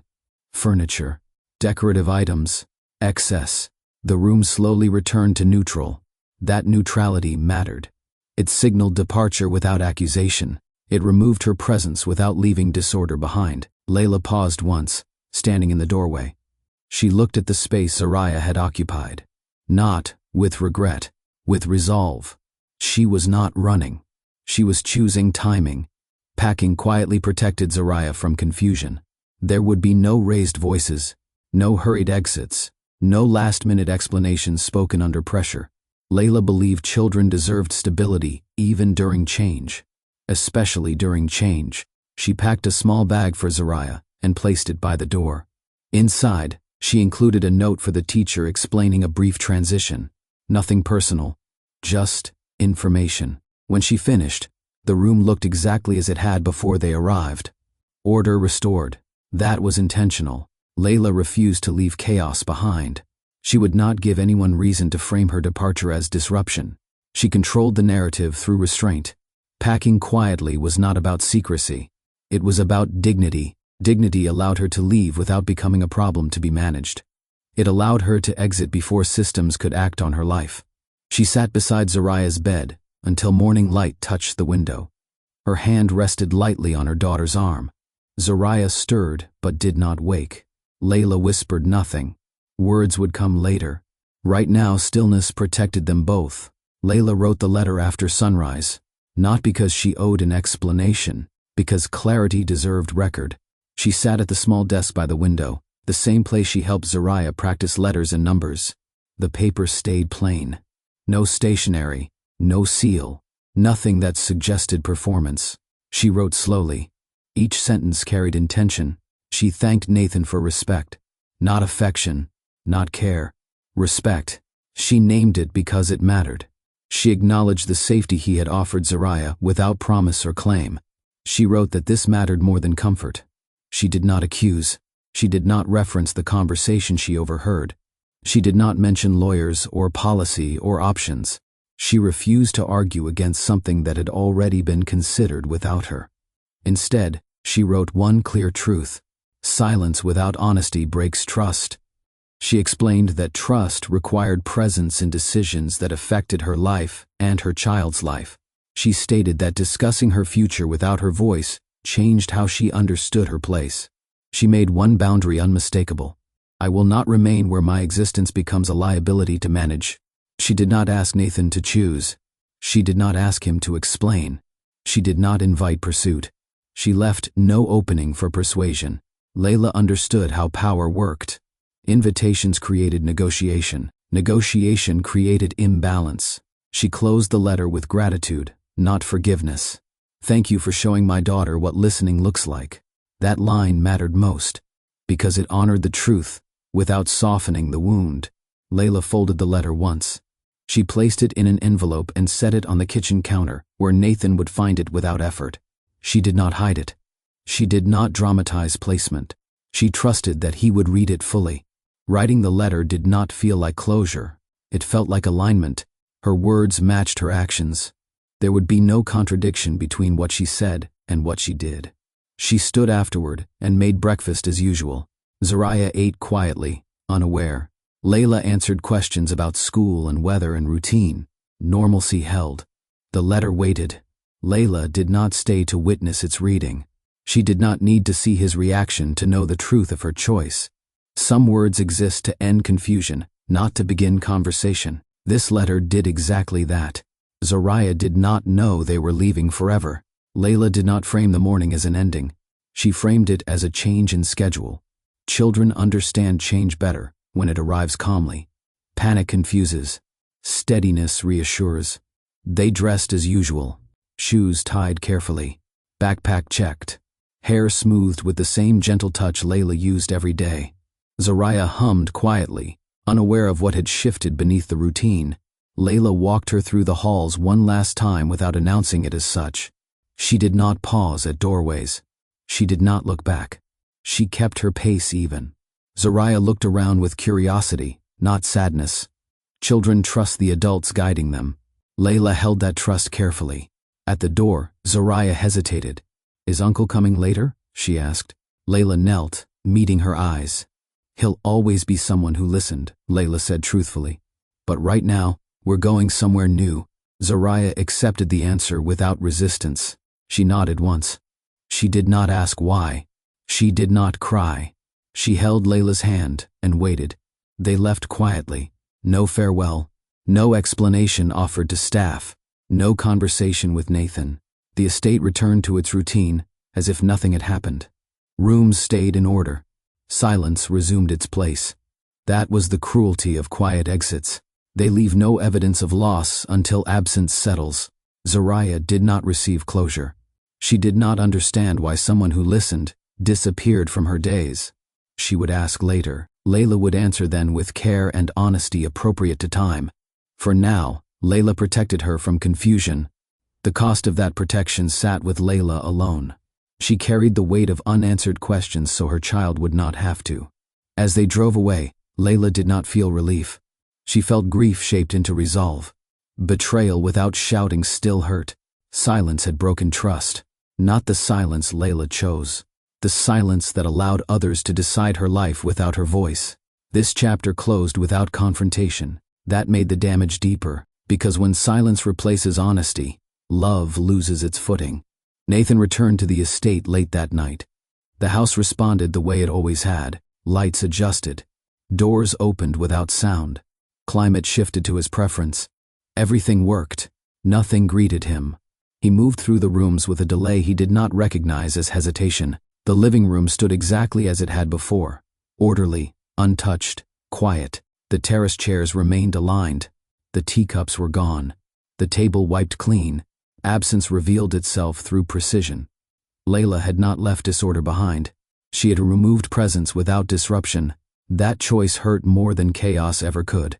Nathan walked to the kitchen. He saw the envelope immediately. He did not open it at first.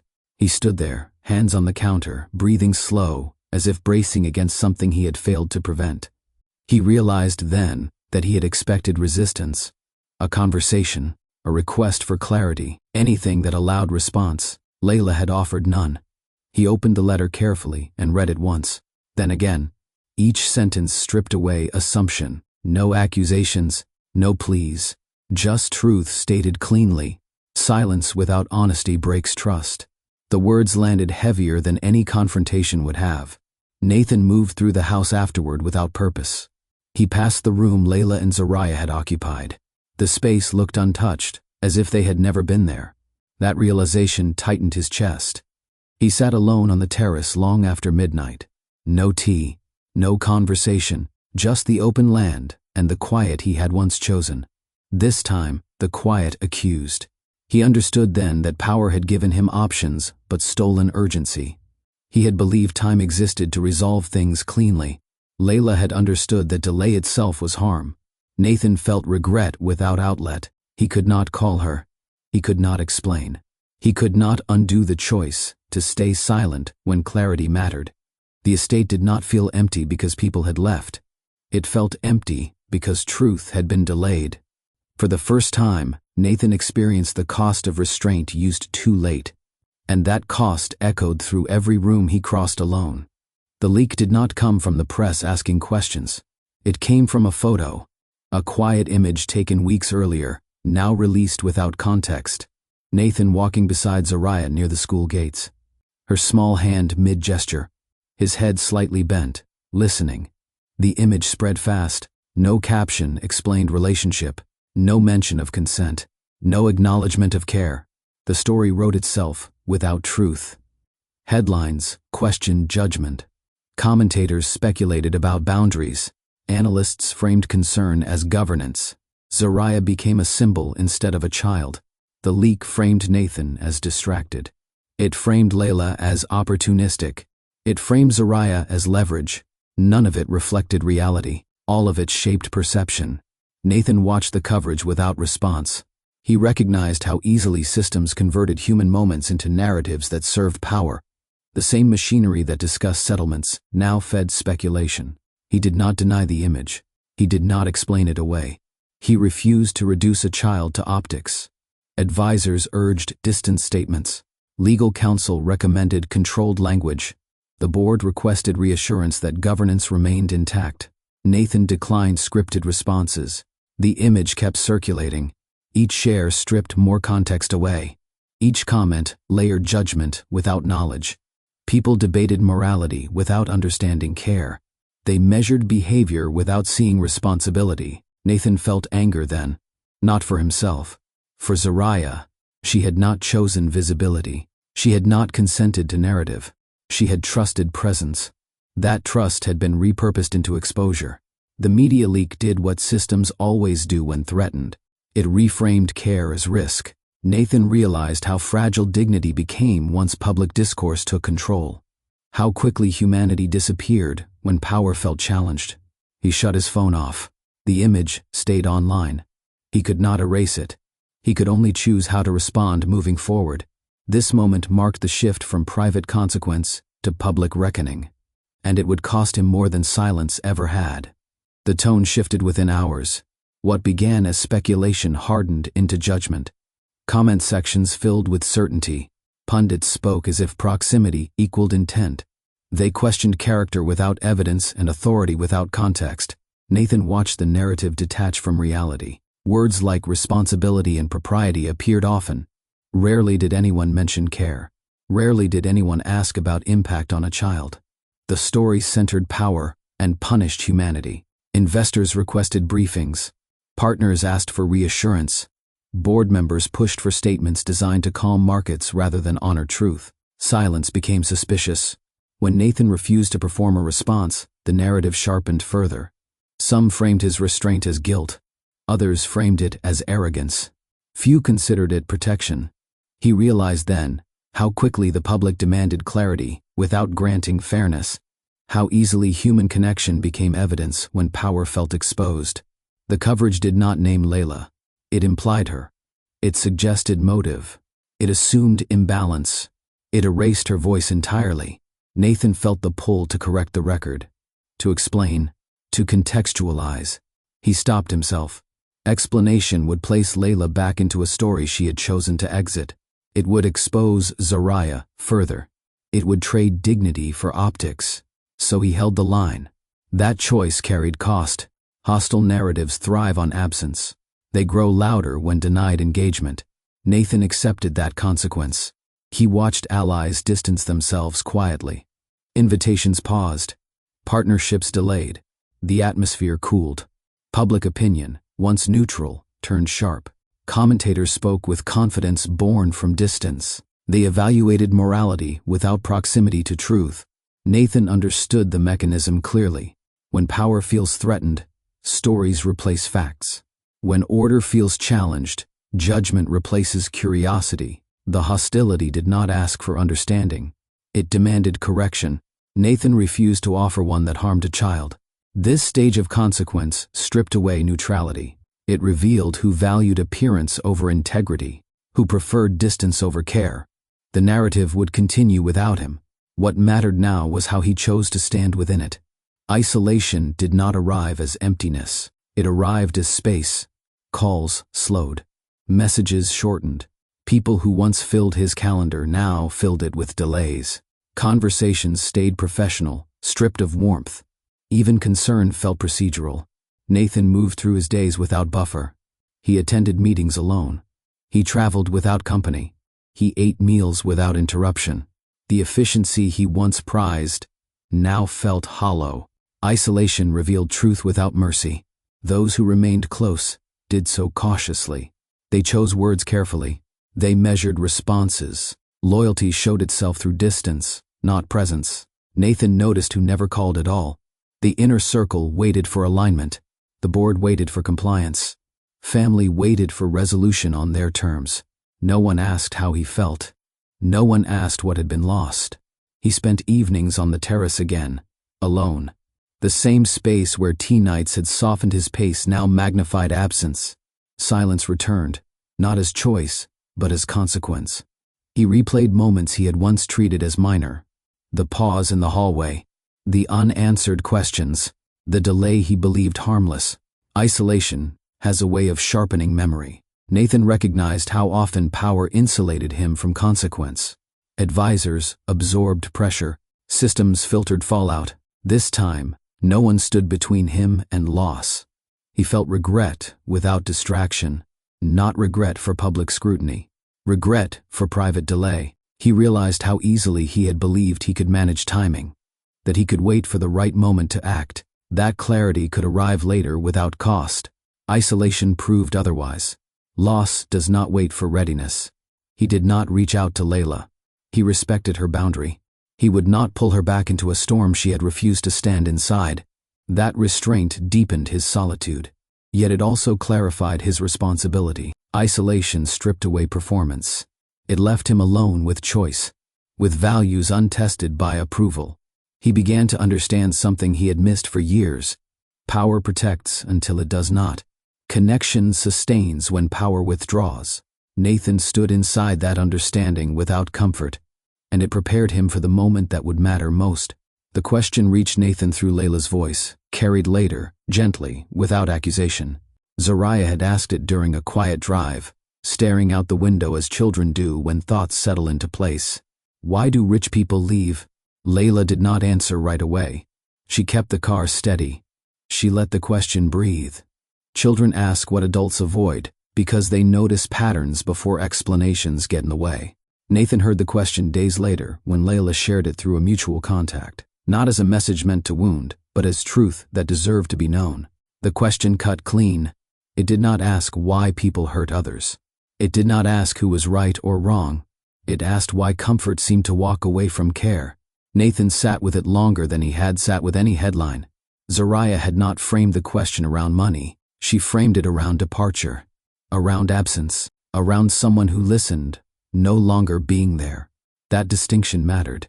Children do not measure wealth the way adults do. They measure presence. They notice who stays when staying becomes inconvenient. Nathan realized then how his silence had translated in a child's mind. Not as strategy, not as delay. As leaving. He had not walked away. He had not chosen distance. Yet his hesitation had created the same outcome. The cost of power finally named itself. Power gave him options. Power gave him time. Power gave him insulation. None of those things helped when a child needed certainty. Zariah's question carried no bitterness. It carried confusion shaped by observation. It revealed how systems that protect adults often abandon children without meaning to. Nathan felt the full weight of moral reckoning settle. He could not answer her question with words. He could only answer it with action moving forward. Before we continue, pause with me. Has power ever cost you someone important? Have comfort or position ever delayed a choice that mattered? If so, share your thoughts in the comments. Stories like this exist because many people recognize this moment when they hear it spoken aloud. Zariah's question did not accuse, it clarified. And clarity, once reached, demands response. Nathan returned to the document alone. No advisors, no legal summaries, no interpretation layered on top. Just the clause. He read it slowly, not as policy, but as consequence. Each sentence carried intent disguised as neutrality. Words like review, exposure, stability, and continuity appeared repeatedly, forming a shield around authority rather than ethics. He noticed what the clause never asked. It did not ask whether a relationship was respectful. It did not ask whether consent existed on both sides. It did not ask whether a child's well-being mattered. It asked whether leadership remained unchallenged. Nathan saw now how language had been designed to sound reasonable while preserving control. The clause framed care as interference and framed proximity as threat. It treated human connection as something to contain rather than honor. He remembered approving similar language years earlier without hesitation. At the time, it had seemed prudent, distant, abstract. Now it felt personal. He read the section describing review procedures, temporary suspension of authority, oversight committees, communication protocols meant to reassure markets. The process assumed guilt through proximity. It demanded compliance to restore comfort. Nathan closed his eyes briefly. This clause had shaped his silence. It had taught him delay. It had trained him to weigh timing against truth. He understood now that the policy did not remove responsibility. It redistributed it upward, away from humanity. He read it again, marking the margins with notes. Risk to whom? Stability for whom? Protection of what? The answers were clear. The clause protected power from intimacy. It discouraged leaders from choosing presence when presence threatened hierarchy. It rewarded distance even when distance caused harm. Nathan realized the decision in front of him was no longer personal. It was structural.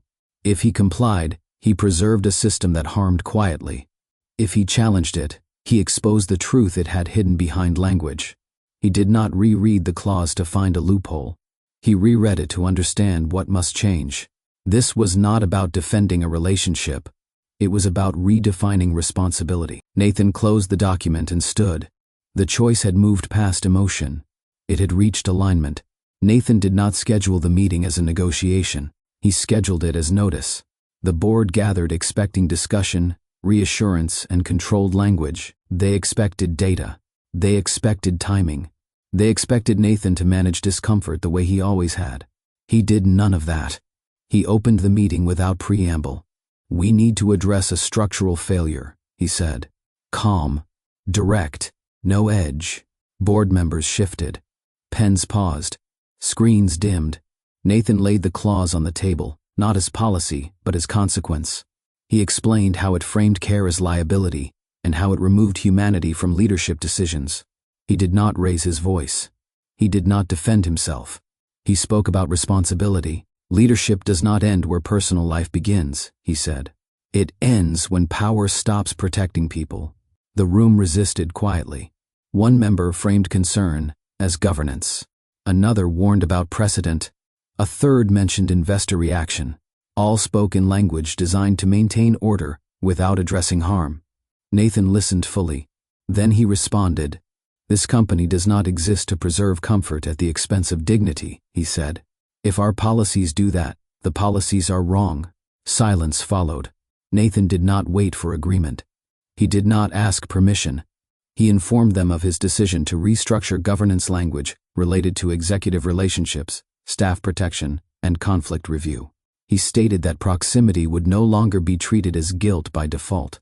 A board member objected. "This exposes us." Nathan met his gaze. "It exposes truth." Another warned about reputational risk. Nathan replied evenly. "Reputation that survives by erasing people deserves scrutiny." The confrontation stayed controlled. No voices raised. No threats issued. Yet the shift was unmistakable. Nathan was no longer managing consensus. He was asserting direction. When the board attempted to delay, Nathan ended the discussion. "This is not a proposal," he said. "It's a correction." He reminded them of his role not as figurehead, but as architect. He outlined timelines. He assigned follow-up without debate. The meeting ended earlier than scheduled. Board members left unsettled, not because they had lost power, but because they had lost control over the narrative. Nathan remained seated after they left. For the first time, confrontation had not cost him alignment. It had restored it.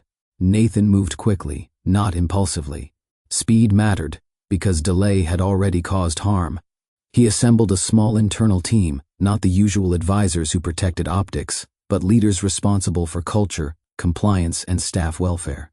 He gave them one instruction: review every policy that treated people as exposure instead of responsibility. They worked through nights. Language changed first. Terms that implied suspicion through proximity were removed.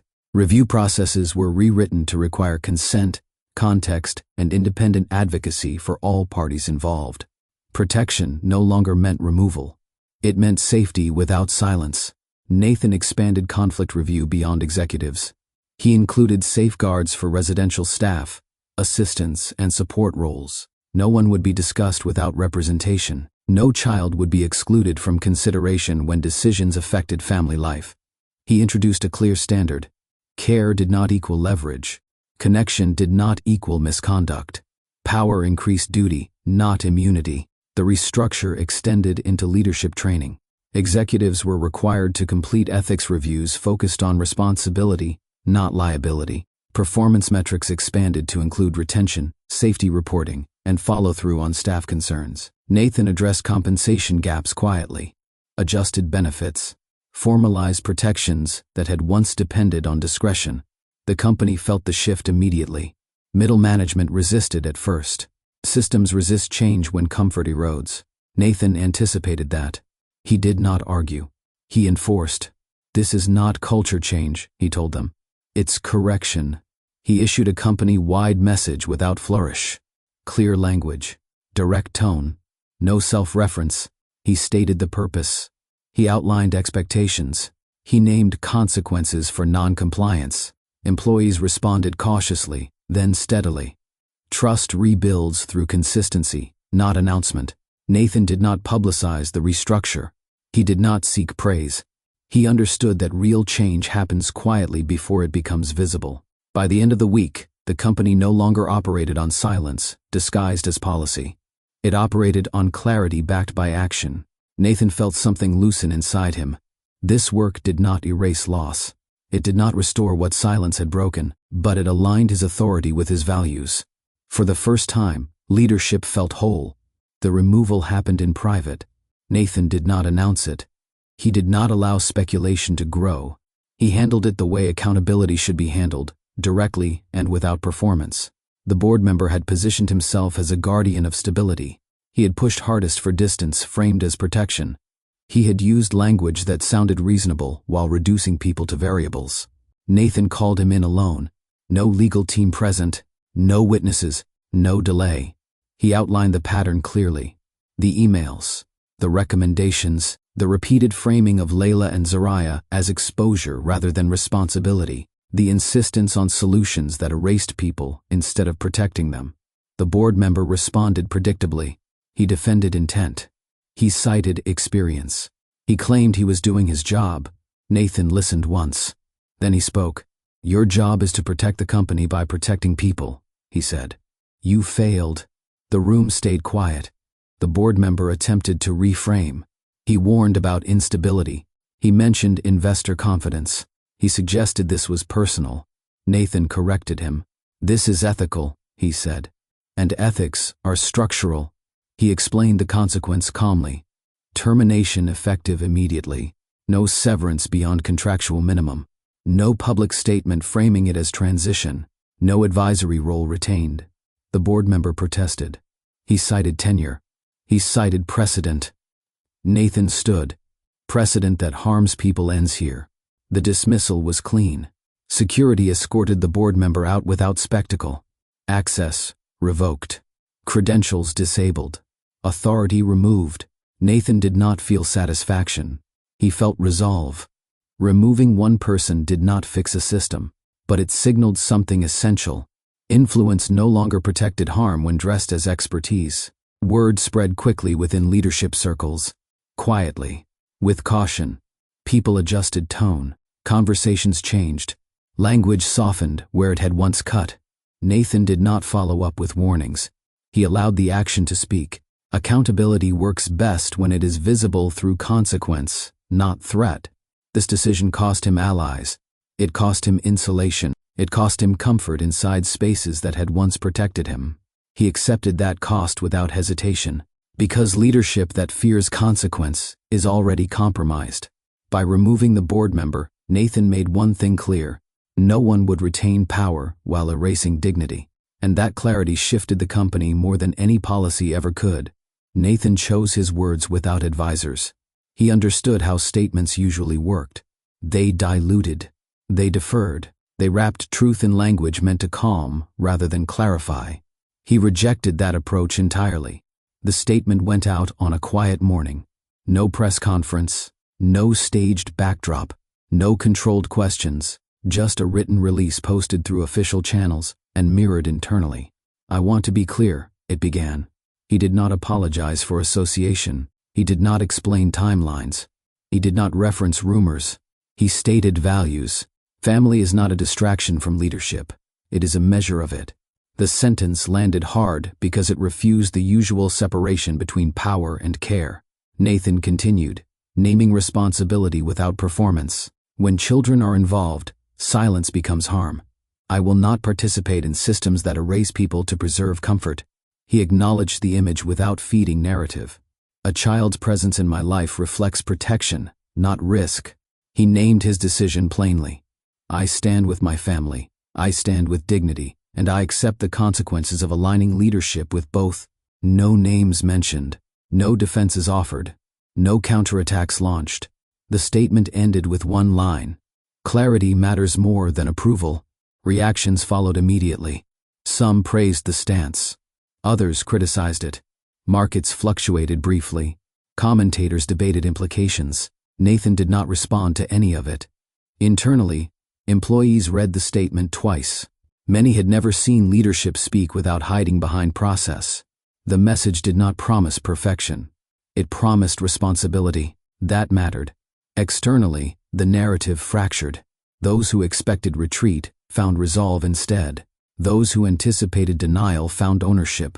The story could no longer frame care as secretive because it had been named openly. Nathan did not expect the statement to restore what had been lost. It was not meant to heal. It was meant to align. Claiming family publicly cost him privacy. He accepted that. Because refusing to claim family had already cost him trust. This time, he chose visibility over silence. Not to perform courage, to practice it. The release did not end scrutiny. It ended uncertainty. Nathan did not follow the statement with interviews. He did not soften it through explanation. He did not walk it back when discomfort followed. He allowed clarity to stand without defense. That choice marked the final shift. In meetings, when asked about impact, he responded briefly, "We are correcting structure." When questioned about personal cost, he answered, "Responsibility includes cost." When pressed for reassurance, he said, "Integrity is the reassurance." No qualifiers, no hedging, no retreat. Clarity removed the need for justification. Internally, leadership adjusted. Some stepped away quietly. Others leaned in, recognizing the shift as overdue. The company stabilized not because pressure disappeared, but because direction became consistent. Nathan felt release in that consistency, not relief. Release. He no longer carried the tension of divided values. His actions matched his principles. His authority rested on alignment rather than insulation. He did not attempt to repair trust through words. He trusted time and follow-through. Policies changed. Protections held. People noticed. Externally, scrutiny persisted, then waned. Stories move on when they can no longer feed contradiction. Nathan had removed contradiction by refusing to split leadership from humanity. He did not reach out to Layla. He respected her silence. He accepted that alignment did not guarantee return. Repair required consent, not declaration. That acceptance mattered. Choosing clarity did not promise restoration. It promised honesty. Nathan stood inside that truth without fear. He had chosen action over apology, structure over comfort, protection over appearance. The cost had been real. So had the release. This chapter closed not with resolution of relationship, but with resolution of self. And that alignment prepared him for whatever came next. Layla did not return because circumstances softened.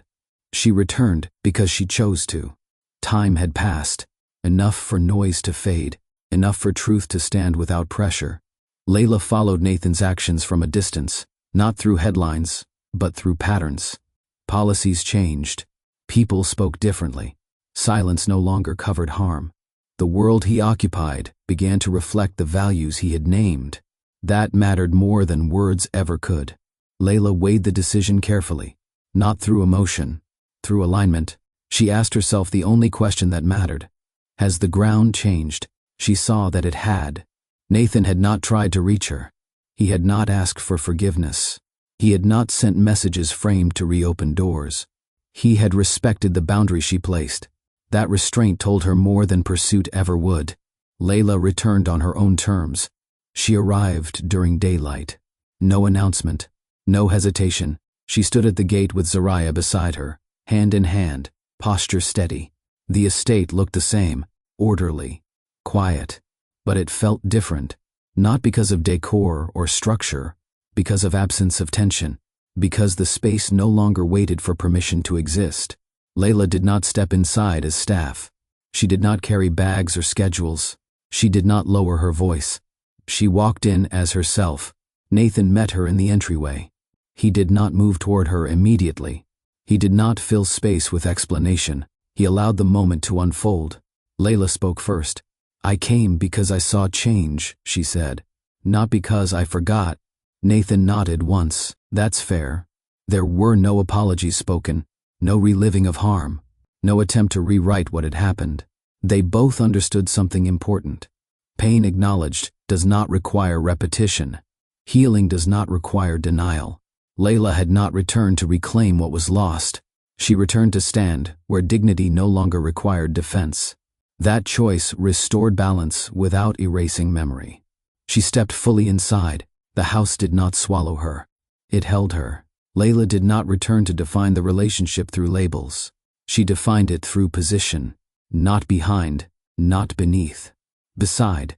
Her role was not negotiated in whispers. It was stated plainly. She would not be absorbed into Nathan's world as an extension of it. She would stand within it as an equal presence, with voice and authority over her own life. Nathan accepted that without qualification. They spoke about logistics first, living arrangements, schedules, Zariah's routine, work boundaries, clear lines drawn to protect balance, no assumptions allowed to drift. Layla made one thing unmistakable. Partnership means shared responsibility, not access. Nathan agreed. And accountability. They aligned on how decisions would be made, together, with transparency. With Zariah considered at every step, Layla did not ask for security. She brought her own. She did not ask for position. She claimed it through clarity. Nathan did not attempt to elevate her through gesture. He respected her through consistency. He introduced her as partner in every space that mattered, not as explanation, but as fact. There were no grand displays, just correction of language where needed, just space given where required, just acknowledgement offered without hesitation. Layla felt the difference immediately. Being partner meant her presence no longer required justification. It meant her opinions carried weight without prefacing. It meant decisions affecting her life did not occur without her voice present. That mattered more than comfort. Partnership also meant accountability on both sides. Layla held Nathan to his commitments. Nathan welcomed it. He understood that trust rebuilt through follow-through, not assurance. They did not rush intimacy. They did not rush comfort. They let rhythm form naturally. Partnership was not performance. It was practice. And in that practice, both found steadiness. The house adjusted again, not to Nathan alone, to shared presence, to shared authority, to shared care. Layla did not disappear into the role. She defined it. Layla made the boundary clear before anyone else could misunderstand it. She was not returning under the old structure. She was not filling a role defined by service. She was not available for reassignment through courtesy. Nathan supported that boundary immediately and publicly. The first morning after Layla's return, he addressed senior staff with calm authority. He did not explain history.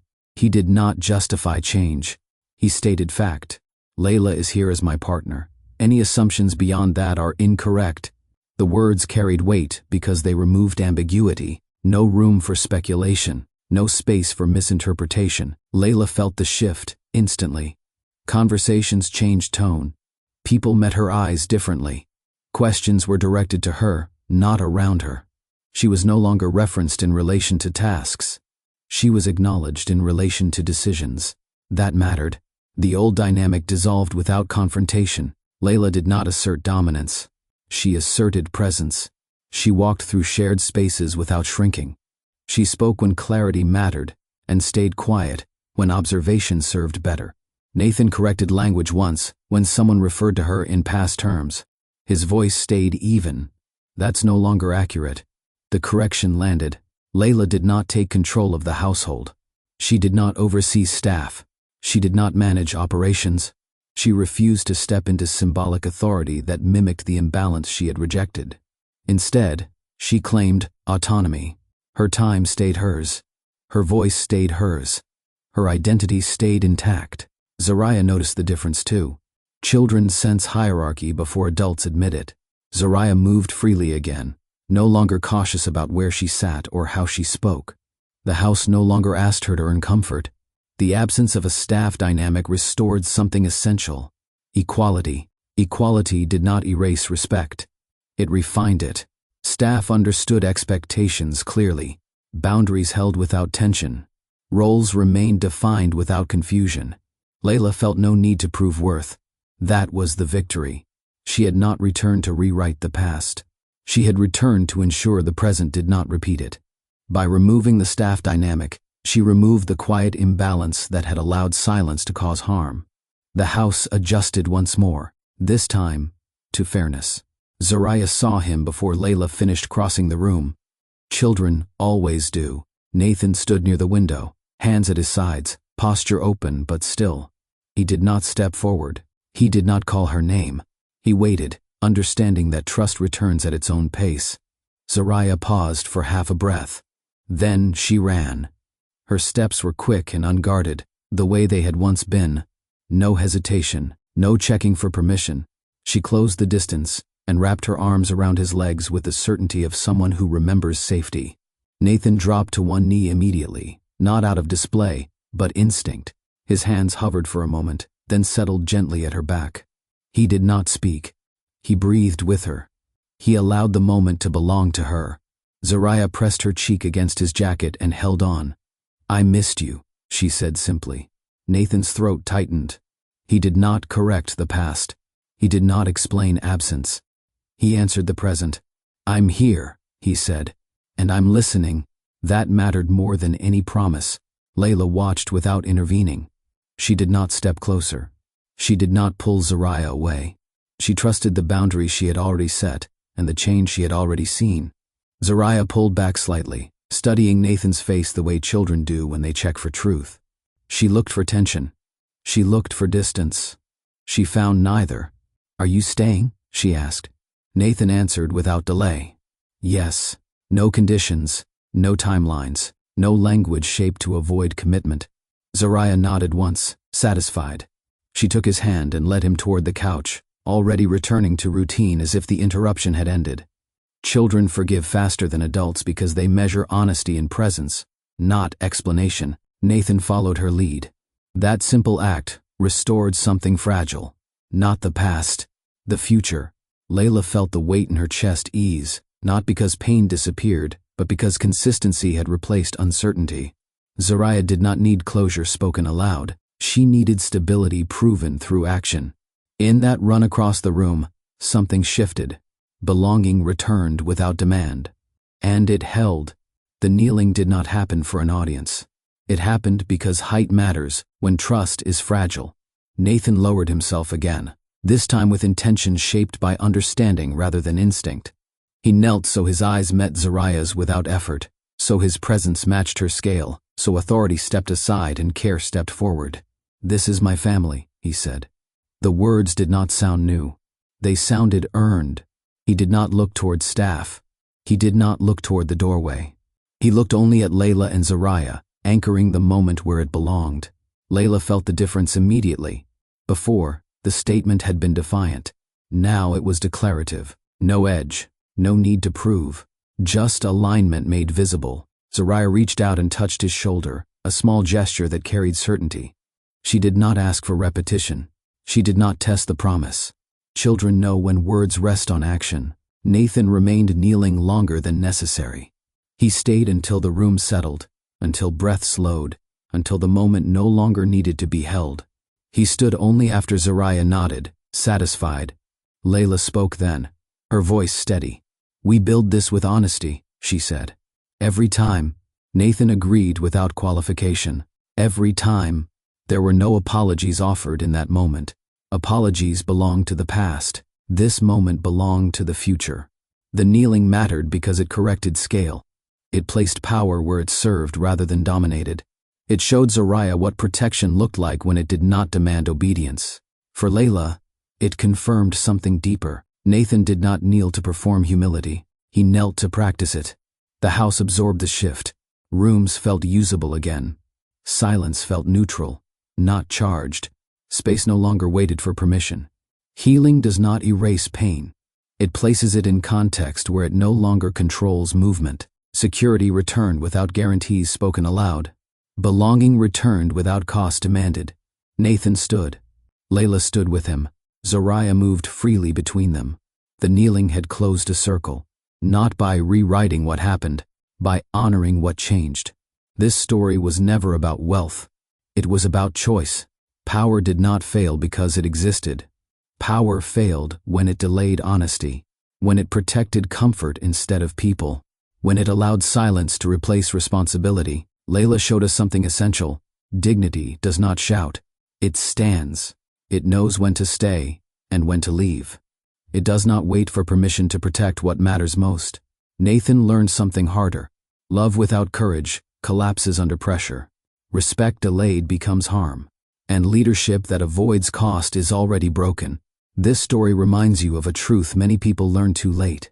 If love costs your voice, it is not love. If power costs your integrity, it is not strength. If protection does not include children, it is not protection. Zariah never asked for explanations. She asked for presence. That is what children ask for. That is what many adults ask for too, even when they no longer know how. Dignity shapes survival in this story. Not wealth, not control, not public approval. The lesson is simple and uncomfortable. You cannot protect everything, but you must protect what is right. Layla chose dignity over security. Nathan chose responsibility over insulation. And when those choices aligned, healing became possible without pretending pain never existed. This story does not promise easy endings. It offers honest ones. And honesty, practiced consistently, changes lives. Pause with that. Because this lesson does not stay on the page. It follows you into your own decisions. Now, this is for you, not as a viewer. As a person, have you ever stayed quiet when you should have spoken? Have you ever waited too long because timing felt safer than truth? Have you ever watched someone you cared about pay the price for your hesitation? This story asks you to sit with those questions without defense. Many people lose love not through cruelty, but through delay, through silence that feels reasonable until it becomes irreversible. You are not weak for caring. You are not reckless for choosing people. You are not wrong for refusing systems that ask you to shrink, but you are responsible for what you protect. This channel exists for people who want more than entertainment. It exists for those who believe stories should leave you thinking differently about your own life. Love requires action. Dignity requires boundaries.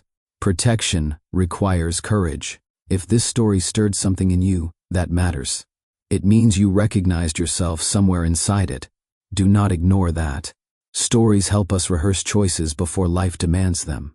And one day, life will demand one from you. Love without dignity becomes control. Dignity without love becomes isolation. Protection without both becomes empty authority. This story works because all three finally stood together. Layla did not return because pain disappeared. She returned because respect became consistent. Nathan did not change through words. He changed through action that cost him comfort. That is the standard. Real love does not ask you to disappear. Real dignity does not require silence. Real protection does not negotiate a child's safety. When those values align, healing becomes possible without rewriting the past. That is the balance many people search for. You do not need perfection. You need alignment. This channel is built on that belief. Stories here will not tell you what to think. They will ask you to think deeper. About power. About love. About what you are willing to lose to keep your integrity intact. If you are here, it means you care about meaning. About values. About stories that stay with you long after the screen goes dark. That matters. So here is the question to carry with you. What are you protecting right now? And who pays the price for it? Sit with that before you answer. If this story spoke to you, share your thoughts in the comments. Your experience may help someone else feel seen. If you believe stories should carry values, not noise, subscribe to this channel. This is a home for stories that honor love, dignity, and responsibility. Stories that do not rush healing. Stories that respect intelligence. Stories that choose meaning over spectacle. Thank you for staying. Thank you for listening. And thank you for choosing stories that ask more of you. The next story will be waiting.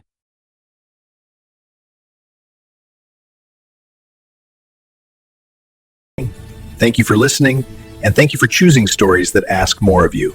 The next story will be waiting.